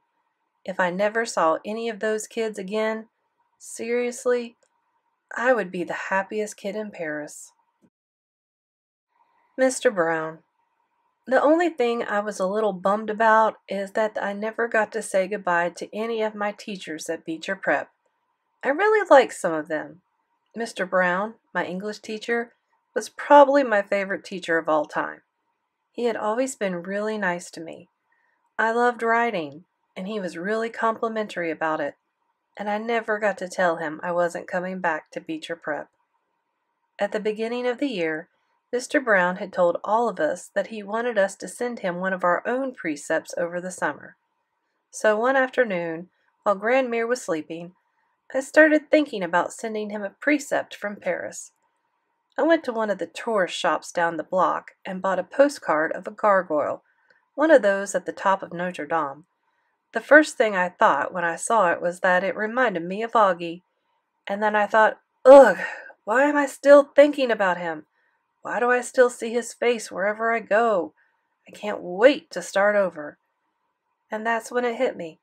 My precept. I wrote it down really quickly. Sometimes it's good to start over. There. Perfect. I loved it. I got Mr. Brown's address from his teacher page on the Beecher Prep website, and I dropped it in the mail that same day. But then, after I sent it, I realized he wasn't going to understand what it meant. Not really. He didn't have the whole background story about why I was so happy to be leaving Beecher Prep and starting over somewhere new. So I decided to write him an email to tell him everything that had happened last year. I mean, not everything. Dad had specifically told me not to ever tell anyone at the school about the mean stuff I did to Auggie, for legal reasons. But I wanted Mr. Brown to know enough so that he would understand my precept. I also wanted him to know that I thought he was a great teacher. Mom had told everyone that I wasn't going back to Beecher Prep because we were unhappy with the academics and the teachers. I felt kind of bad about that because I didn't want Mr. Brown to ever think I was unhappy with him. So anyway, I decided to send Mr. Brown an email. To tbrown@beecherschool.edu from Julian at easymail.com. My precept. Hi, Mr. Brown. I just sent you my precept in the mail. Sometimes it's good to start over. It's on a postcard of a gargoyle. I wrote this precept because I'm going to a new school in September. I ended up hating Beecher Prep.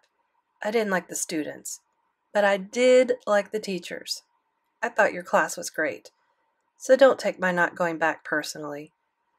I don't know if you know the whole long story, but basically the reason I'm not going back to Beecher Prep is, well, not to name names, but there was one student I really didn't get along with. Actually, it was two students. You can probably guess who they are because one of them punched me in the mouth. Anyway, these kids were not my favorite people in the world. We started writing mean notes to each other. I repeat, each other. It was a two-way street. But I'm the one who got in trouble for it. Just me. It was so unfair. The truth is, Mr. Tushman had it in for me because my mom was trying to get him fired. Anyway, long story short, I got suspended for 2 weeks for writing the notes. No one knows this, though. It's a secret, so please don't tell anyone. The school said it had a zero-tolerance policy against bullying, but I don't think what I did was bullying. My parents got so mad at the school, they decided to enroll me in a different school next year. So yeah, that's the story. I really wish that student had never come to Beecher Prep. My whole year would have been so much better. I hated having to be in his classes. He gave me nightmares. I would still be going to Beecher Prep if he hadn't been there. It's a bummer. I really liked your class, though. You were a great teacher. I wanted you to know that. I thought it was good that I hadn't named names, but I figured he'd know who I was talking about. I really didn't expect to hear back from him, but the very next day, when I checked my inbox, there was an email from Mr. Brown. I was so excited. To Julian at easymail.com from tbrown@beecherschool.edu. R.E., my precept. Hi, Julian. Thanks so much for your email. I'm looking forward to getting the gargoyle postcard. I was sorry to hear you wouldn't be coming back to Beecher Prep. I always thought you were a great student and a gifted writer. By the way, I love your precept. I agree. Sometimes it's good to start over. A fresh start gives us the chance to reflect on the past, weigh the things we've done, and apply what we've learned from those things to the future. If we don't examine the past, we don't learn from it. As for the kids you don't like, I do think I know who you're talking about.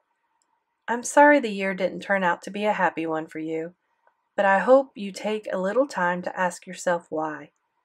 Things that happen to us, even the bad stuff, can often teach us a little bit about ourselves. Did you ever wonder why you had such a hard time with these two students? Was it perhaps their friendship that bothered you? Were you troubled by Augie's physical appearance? You mentioned that you started having nightmares. Did you ever consider that maybe you were just a little afraid of Auggie, Julian? Sometimes fear can make even the nicest kids say and do things they wouldn't ordinarily say or do. Perhaps you should explore these feelings further? In any case, I wish you the best of luck in your new school, Julian. You're a good kid, a natural leader.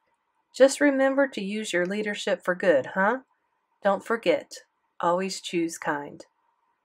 I don't know why, but I was so happy to get that email from Mr. Brown. I knew he would be understanding. I was so tired of everyone thinking I was this demon child, you know? It was obvious that Mr. Brown knew I wasn't. I reread his email like 10 times. I was smiling from ear to ear. So? Grandmere asked me. She had just woken up and was having her breakfast, a croissant and a café au lait delivered from downstairs. I haven't seen you this happy all summer long. What is it that you are reading, mon cher? Oh, I got an email from one of my teachers, I answered. Mr. Brown. From your old school? She asked. I thought they were all bad, those teachers. I thought it was good riddance to all of them. Grandmere had a thick French accent that was hard to understand sometimes. What? Good riddance, she repeated. Never mind. I thought the teachers were all stupid. The way she pronounced stupid was funny, like stupid. Not all. Not Mr. Brown, I answered. So, what did he write to make you so happy? Oh, nothing much, I said. It's just, I thought everyone hated me, but now I know Mr. Brown doesn't.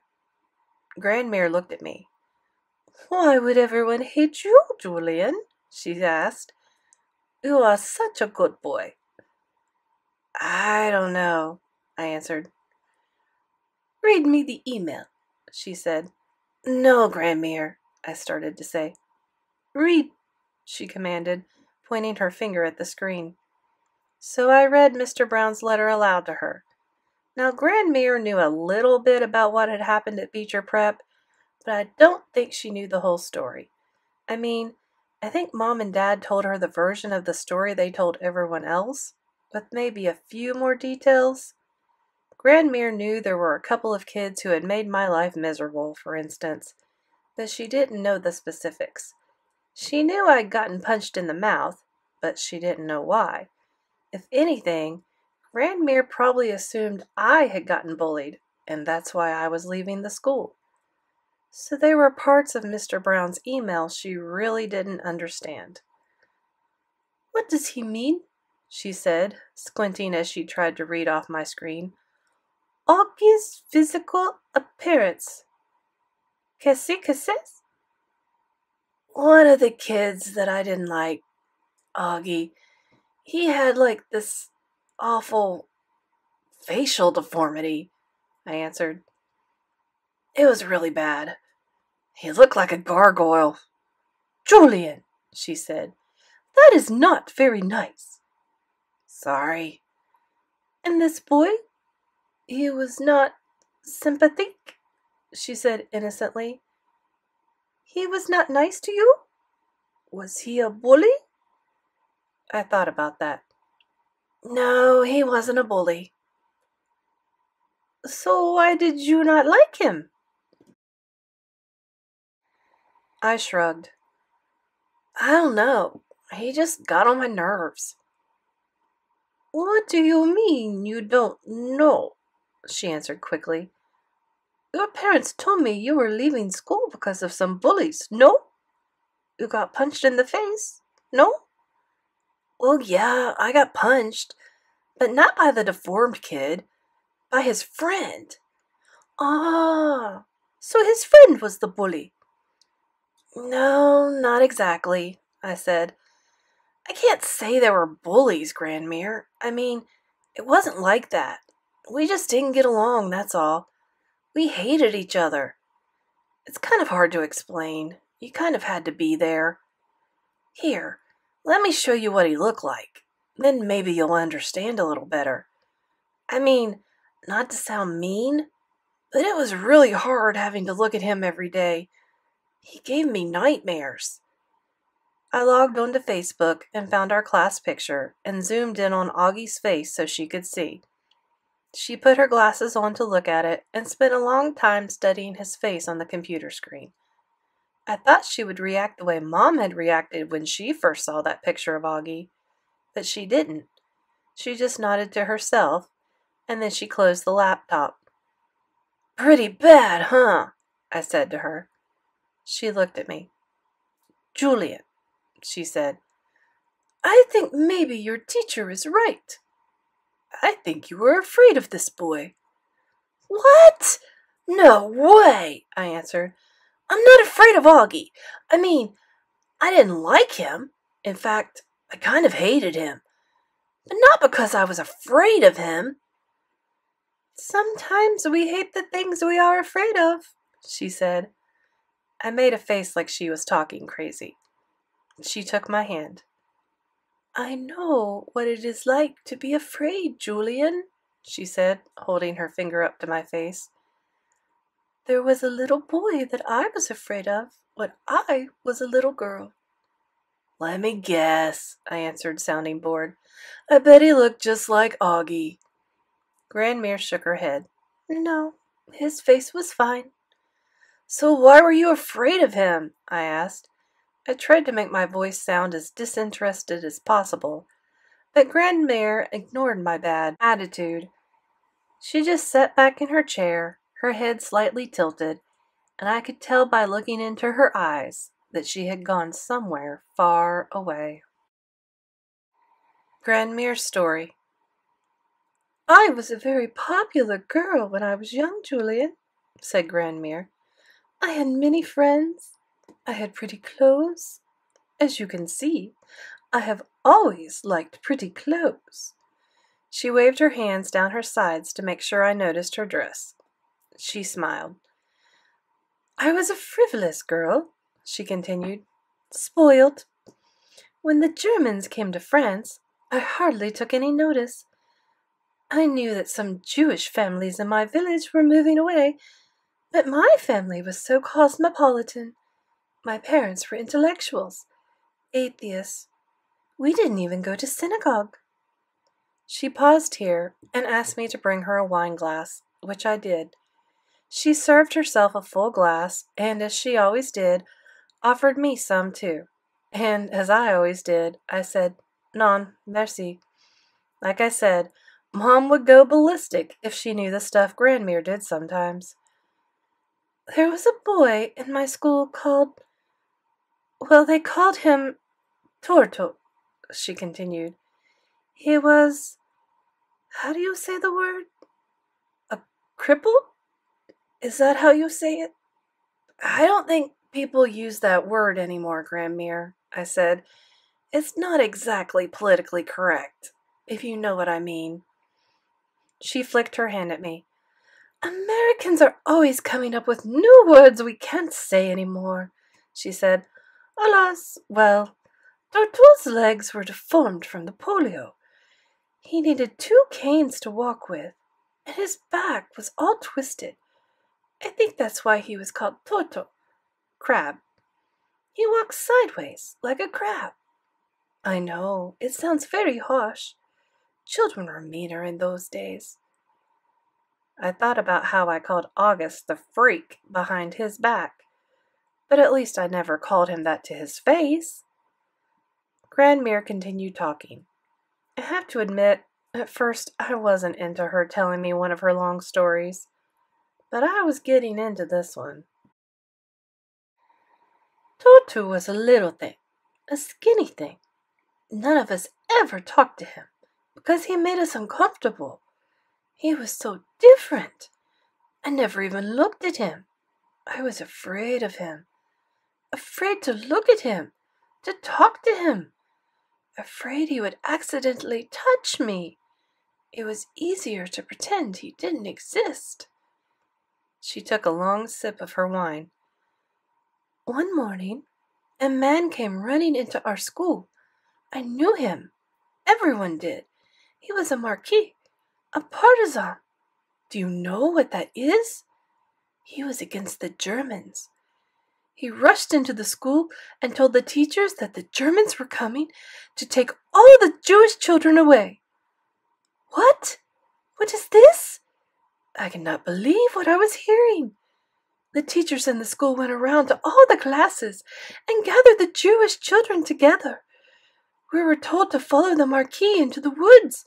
We were going to go hide. Hurry, hurry, hurry. I think there were maybe 10 of us in all. Hurry, hurry, hurry! Escape! Grandmere looked at me to make sure I was listening, which of course I was. It was snowing that morning and very cold, and all I could think was, if I go into the woods, I will ruin my shoes. I was wearing these beautiful new red shoes that Papa had brought me, you see.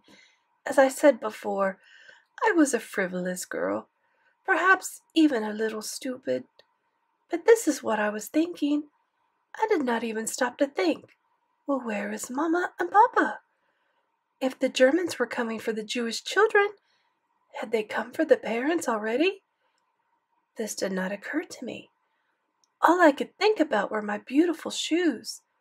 So instead of following the marquis into the woods, I snuck away from the group and went to hide inside the bell tower of the school.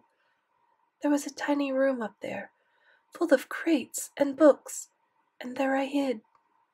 I remember thinking I would go home in the afternoon after the Germans came and tell Mama and Papa all about it. This is how stupid I was, Julian. I nodded. I couldn't believe I had never heard this story before. And then the Germans came, she said. There was a narrow window in the tower, and I could see them perfectly. I watched them run into the woods after the children. It did not take them very long to find them. They all came back together, the Germans, the children, the Marquis soldier." Grandmere paused and blinked a few times, and then she took a deep breath. "They shot the Marquis in front of all the children," she said quietly. "He fell so softly, Julian, in the snow. The children cried. They cried as they were led away in a line.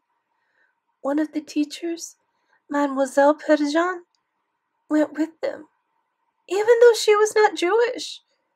She said she would not leave her children. No one ever saw her again, poor thing. By now, Julian, I had awakened from my stupidity. I was not thinking of my red shoes anymore. I was thinking of my friends who had been taken away. I was thinking of my parents. I was waiting until it was night time so I could go home to them.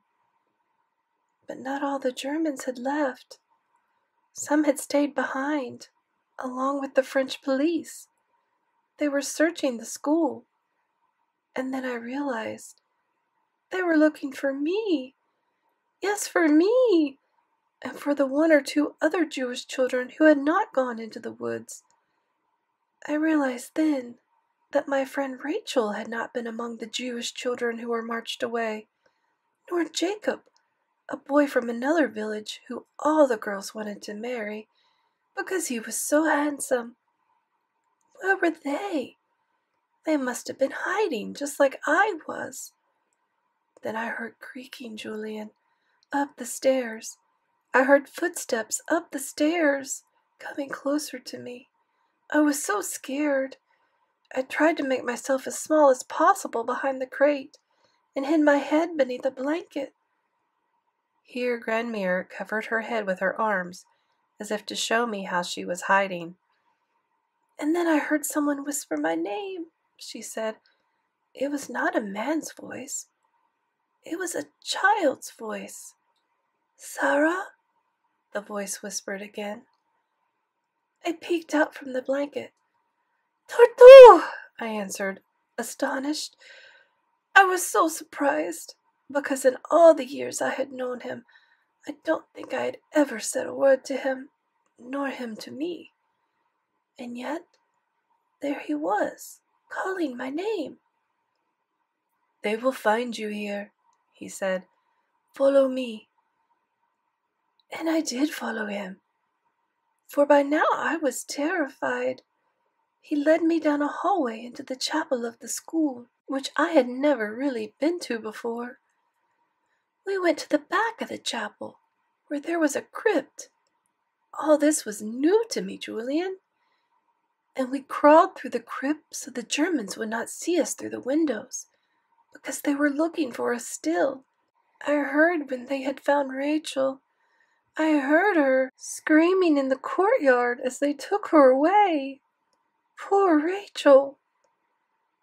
Tortu took me down to the basement beneath the crypt. There must have been 100 steps at least. These were not easy for Tortu, as you can imagine, with his terrible limp and his 2 canes. But he hopped down the steps 2 at a time, looking behind him to make sure I was following. Finally, we arrived at a passage. It was so narrow we had to walk sideways to get through. And then we were in the sewers, Julian. Can you imagine? I knew instantly because of the smell, of course. We were knee-deep in refuse. You can imagine the smell. So much for my red shoes. We walked all night. I was so cold, Julian. Tortu was such a kind boy, though. He gave me his coat to wear. It was, to this day, the most noble act anyone has ever done for me. He was freezing too, but he gave me his coat. I was so ashamed for the way I had treated him. Oh, Julian, I was so ashamed. She covered her mouth with her fingers and swallowed. Then she finished the glass of wine and poured herself another. The sewers led to Danavillas, a small village about 15 kilometers away from our villas. Maman and Papa had always avoided this town because of the smell. The sewers from Paris drained into the farmland there. We wouldn't even eat apples grown in Danavillas. But it's where Tortu lived. He took me to his house, and we cleaned ourselves by the well, and then Tortu brought me to the barn behind his house. He wrapped me up in a horse blanket and told me to wait. He was going to get his parents. "No," I pleaded. "Please don't tell them." I was so frightened. I wondered if, when they saw me, they would call the Germans. You know, I had never met them before. But Tortu left, and a few minutes later he returned with his parents. They looked at me. I must have seemed quite pathetic there, all wet and shivering. The mother, Vivian, put her arms around me to comfort me. Oh, Julian, that hug was the warmest hug I have ever felt. I cried so hard in this woman's arms, because I knew then, I knew I would never cry in my own maman's arms again. I just knew it in my heart, Julian, and I was right. They had taken maman that same day, along with all the other Jews in the city. My father, who had been at work, had been warned that the Germans were coming and managed to escape. He was smuggled to Switzerland, but it was too late for maman. She was deported that day to Auschwitz. I never saw her again. My beautiful maman. She took a deep breath here and shook her head. Tortu. Grandmere was silent for a few seconds. She was looking into the air like she could see it all happening again, right in front of her. Now I understood why she'd never talked about this before. It was too hard for her. Tortu's family hid me for 2 years in that barn, she continued slowly. Even though it was so dangerous for them. We were literally surrounded by Germans, and the French police had a large headquarters in Danavillas. But every day I thanked my maker for the barn that was my home, and the food that Tortu managed to bring me, even when there was hardly any food to go around. People were starving in those days, Julian, and yet they fed me. It was a kindness that I will never forget. It is always brave to be kind, but in those days, such kindness could cost you your life. Grandmere started to get teary-eyed at this point. She took my hand. The last time I saw Tortu was 2 months before the liberation. He had brought me some soup. It wasn't even soup. It was water with a little bit of bread and onions in it. We had both lost so much weight. I was in rags. So much for my pretty clothes. Even so, we managed to laugh, Tortu and I. We laughed about things that happened in our school. Even though I could not go there anymore, of course. Tortu still went every day. At night, he would tell me everything he had learned, so that I would stay smart. He would tell me about all my old friends, too, and how they were doing. They all still ignored him, of course, and he could never reveal to any of them that I was still alive. No one could know. No one could be trusted. But Tortu was an excellent narrator, and he made me laugh a lot. He could do wonderful imitations, and he even had funny nicknames for all my friends. Imagine that! Tortu was making fun of them. I had no idea you were so mischievous, I told him. All those years, you were probably laughing at me behind my back, too. Laughing at you? He said. Never. I had a crush on you. I never laughed at you. Besides, I only laughed at the kids who made fun of me. You never made fun of me. You simply ignored me. I called you Tortu. And so? Everyone called me that. I really don't mind.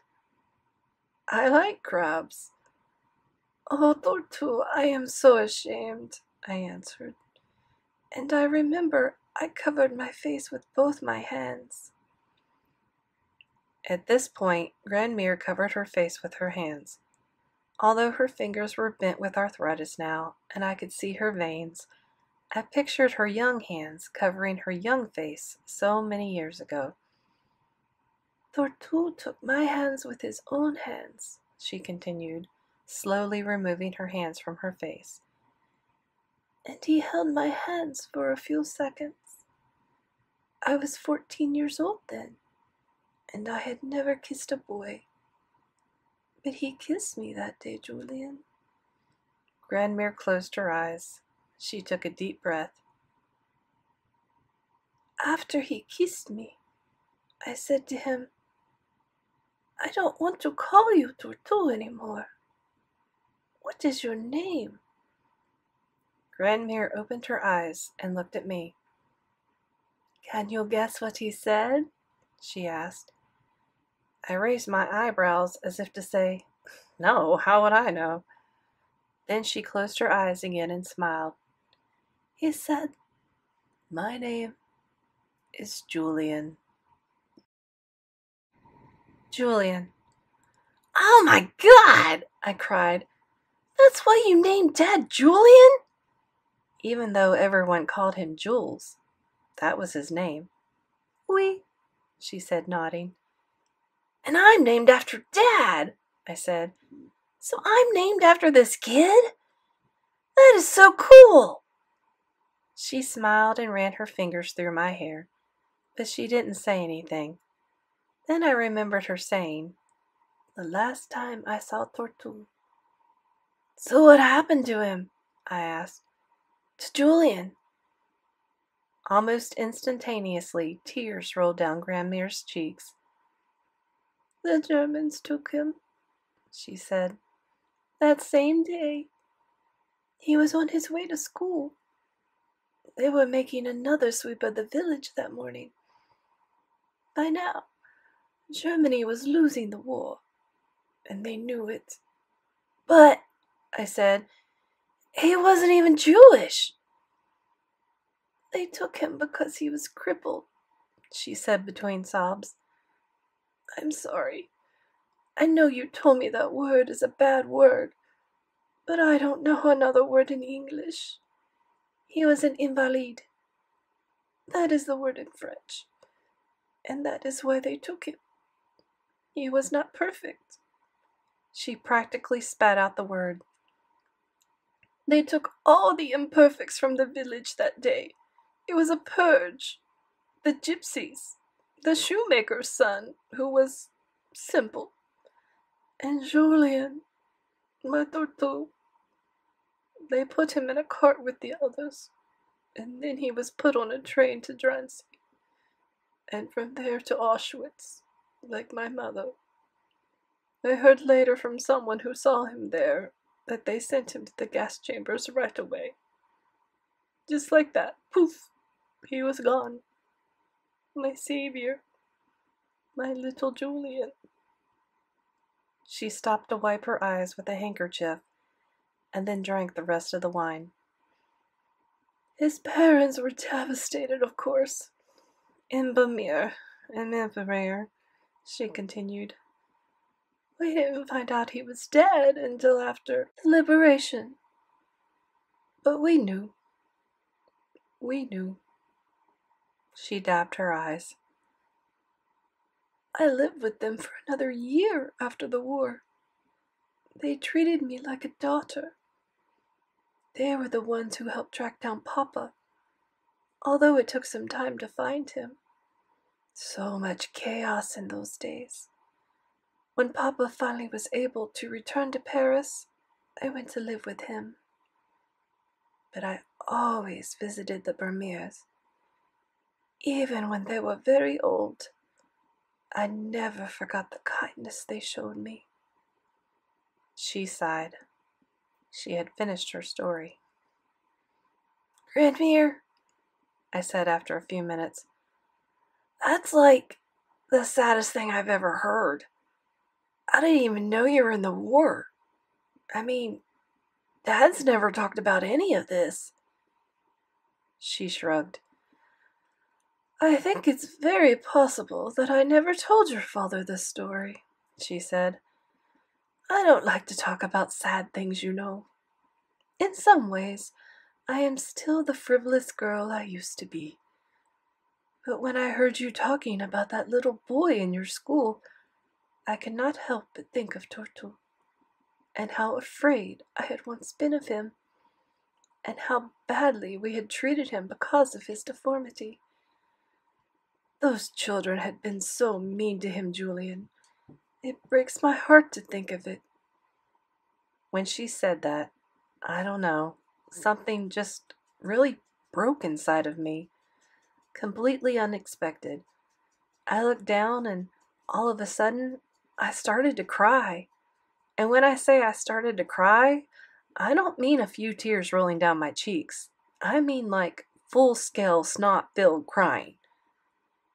"Julian," she said softly. I shook my head and covered my face with my hands. "I was terrible, Grandmere," I whispered. "I was so mean to Auggie. I'm so sorry, Grandmere." "Julian," she said again. "Look at me." "No."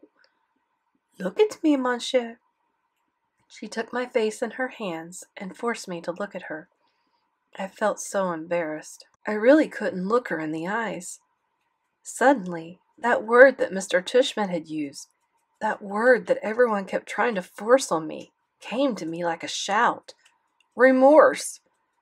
Yeah, there it was. That word in all its glory.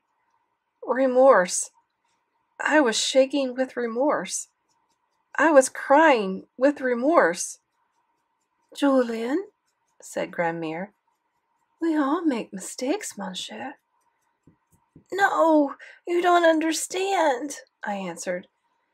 "It wasn't just one mistake. I was those kids who were mean to Torto. I was the bully, Grandmere. It was me."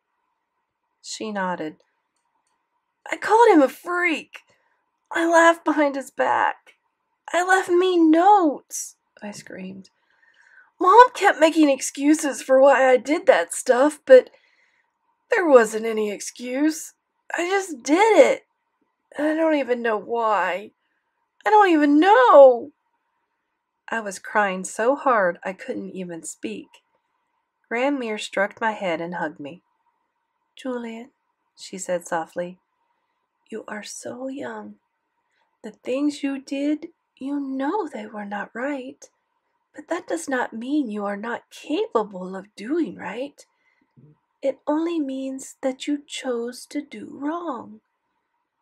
This is what I mean when I say you made a mistake. It was the same with me.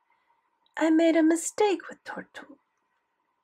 But the good thing about life, Julian," she continued, "is that we can fix our mistakes sometimes. We learn from them. We get better. I never made a mistake like the one I made with Tortu again. Not with anyone in my life. And I have had a very, very long life. You will learn from your mistake too. You must promise yourself that you will never behave like that with anyone else again. One mistake does not define you, Julian. Do you understand me?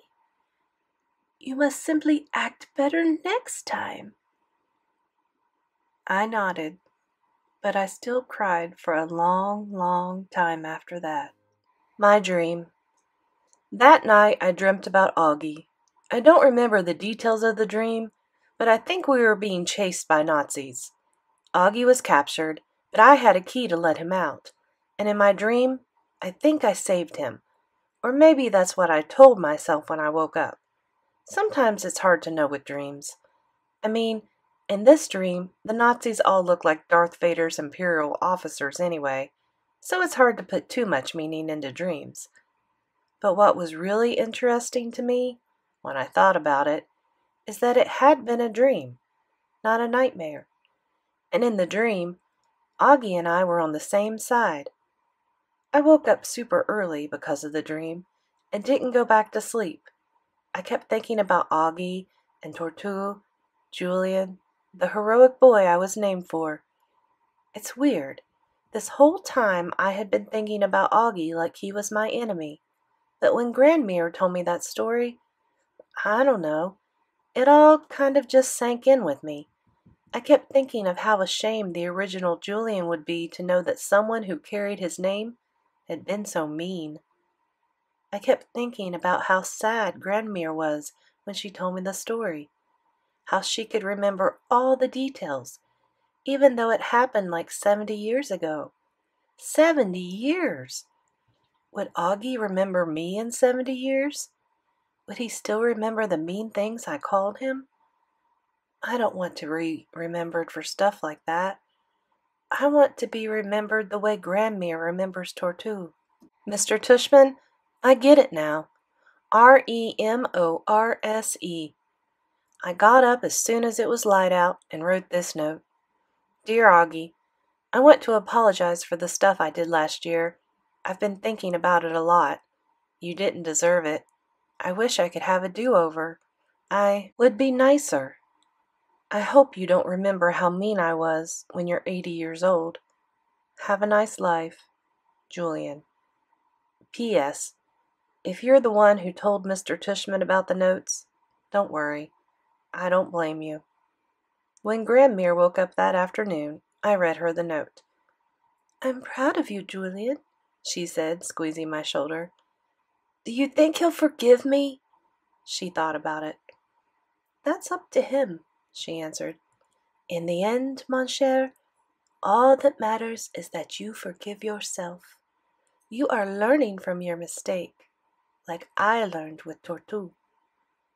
Do you think Tortue would forgive me? I asked. If he knew his namesake had been so mean? She kissed my hand.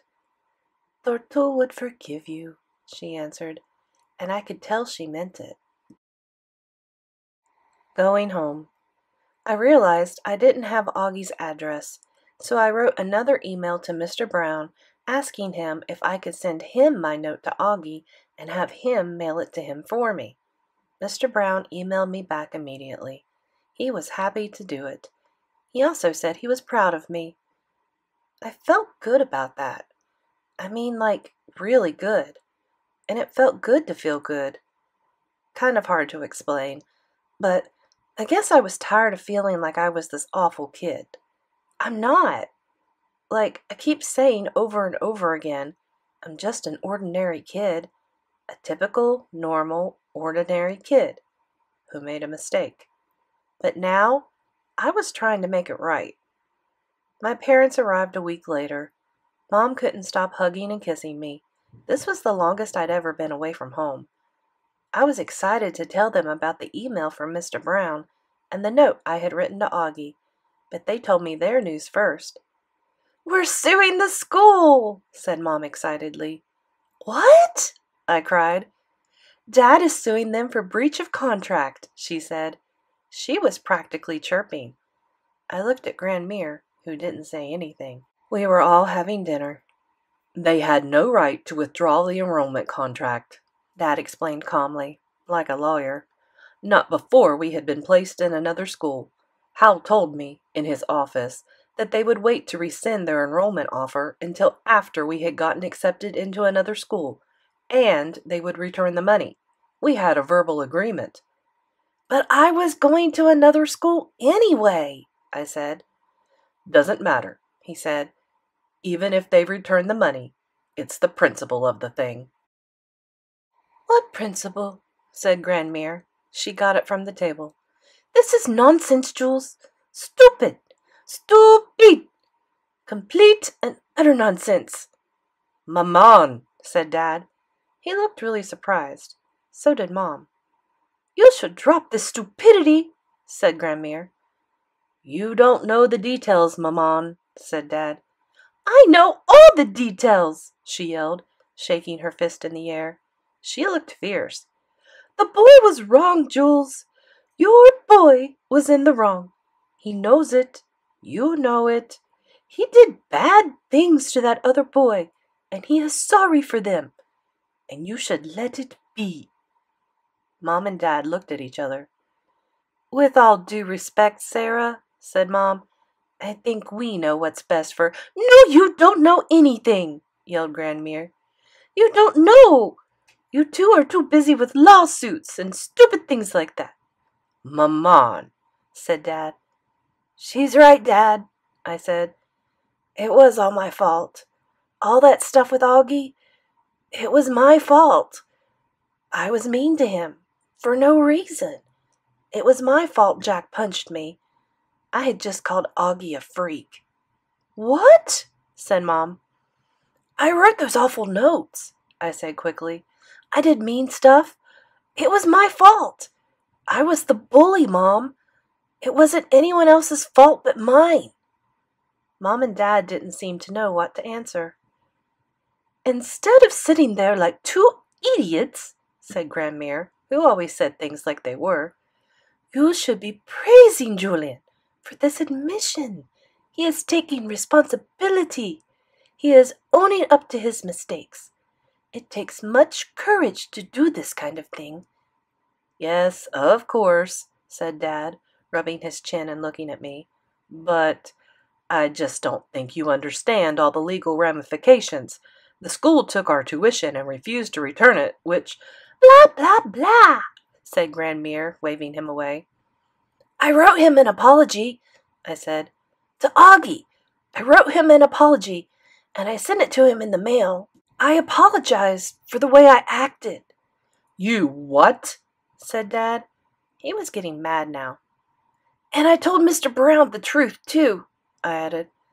I wrote Mr. Brown a long email telling him the whole story. Julian, said Dad, frowning angrily.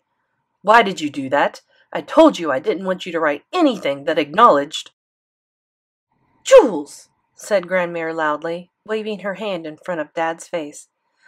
Tu as un cerveau comme un sandwich en fromage. I couldn't help but laugh at this. Dad cringed. What did she say? Asked Mom, who didn't know French. Grandmere just told Daddy has a brain like a cheese sandwich, I said. Maman, Dad said sternly, like someone who was about to begin a long lecture. But Mom reached out and put her hand on Dad's arm. Jules, she said quietly, I think your mom is right. Unexpected. Sometimes people surprise you. Never in a million years would I have thought my mom would be the one to back down from anything. So I was completely shocked by what she had just said. I could tell Dad was, too. He looked at Mom like he couldn't believe what she was saying. Grandmere was the only one who didn't seem surprised. Are you kidding me? Dad said to Mom. Mom shook her head slowly. Jules, we should end this. We should move on. Your mother's right. Dad raised his eyebrows. I knew he was mad, but trying not to show it. You're the one who got us on this warpath, Melissa. I know, she answered, taking her glasses off. Her eyes were really shiny. I know. And I thought it was the right thing to do at the time. I still don't think Tushman was right, the way he handled everything, but I'm ready to put all this behind us now, Jules. I think we should just let go and move forward. She shrugged. She looked at me. It was very big of Julian to reach out to that boy, Jules. It takes a lot of guts to do that. She looked back at Dad. We should be supportive. I am supportive, of course, said Dad. But this is such a complete about-face, Melissa. I mean— He shook his head and rolled his eyes at the same time. Mom sighed. She didn't know what to say. Look here, said Grandmere. Whatever Melissa did, she did it because she wanted Julian to be happy. And that is all. C'est tout. And he's happy now. You can see it in his eyes. For the first time in a long time, your son looks completely happy. That's exactly right, said Mom, wiping a tear from her face. I felt kind of sorry for Mom at that moment. I could tell she felt bad about some of the things she had done. Dad, I said, please don't sue the school. I don't want that. Okay, Dad? Please? Dad leaned back in his chair and made a soft whistle sound, like he was blowing out a candle in slow motion. Then he started clicking his tongue against the roof of his mouth. It was a long minute that he stayed like that. We just watched him. Finally, he sat up in his chair and looked at us. He shrugged. Okay, he said, his palms up. I'll drop the lawsuit.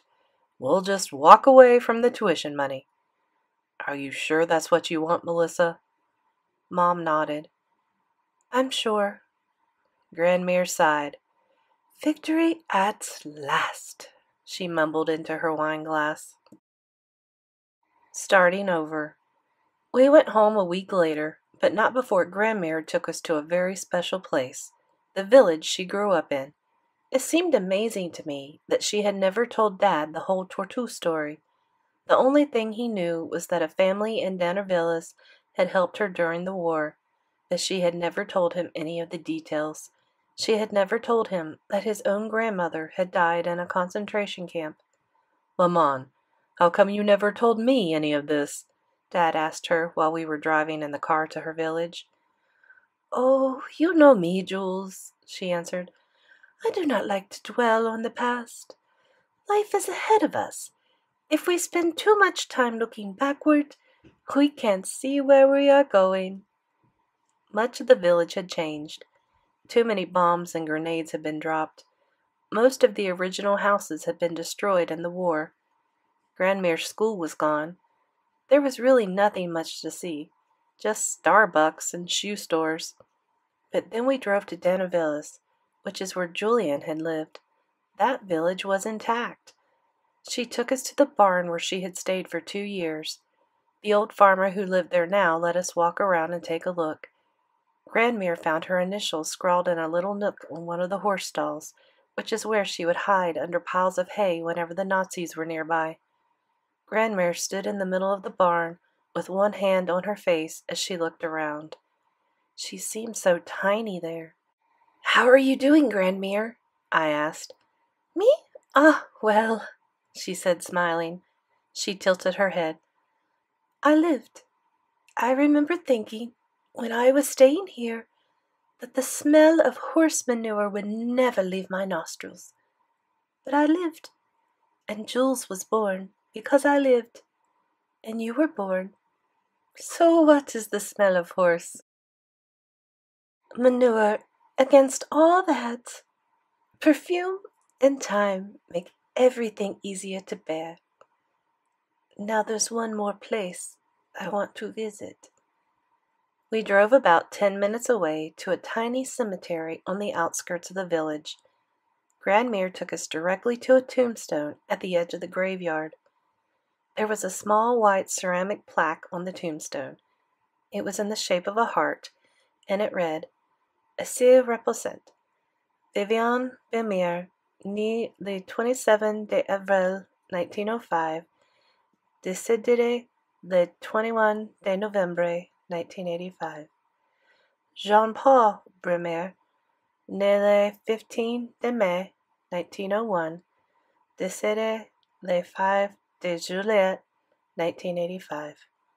Mère père Julian Auguste Bremer, né le 10 octobre 1930, tombe en juin 1944.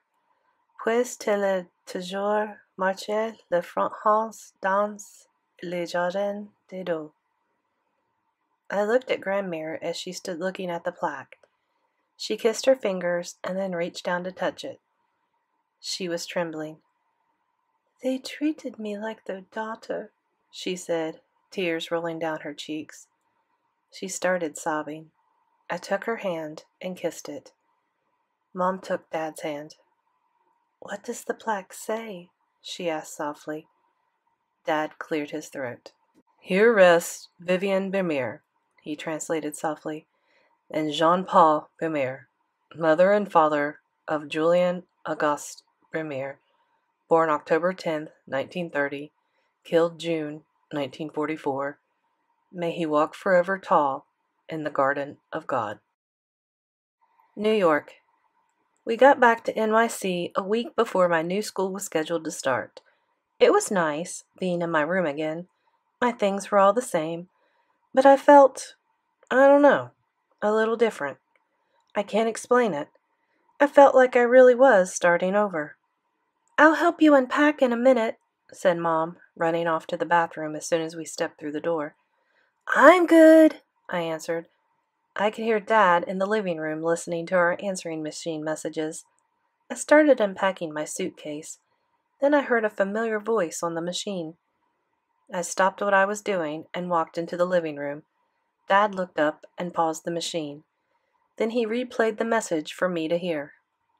It was Auggie Pullman. "Oh, hi, Julian," said the message. "Yeah, so, I just wanted to tell you I got your note, and, yeah, thanks for writing it. No need to call me back. I just wanted to say, hey, we're good.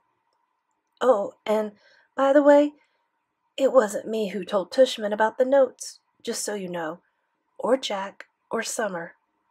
I really don't know how he found out. Not that it matters anyway, so, okay. Anyway, I hope you like your new school. Good luck. Bye." Click. Dad looked at me to see how I would react. "Wow," I said. "I didn't expect that at all." "Are you going to call him back?" asked Dad. I shook my head.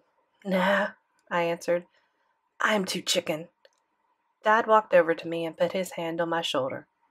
"I think you've proven that you're anything but chicken," he said. "I'm proud of you, Julian. Very proud of you." He leaned over and hugged me. "Tu marches toujours de front haute." I smiled. "I hope so, Dad."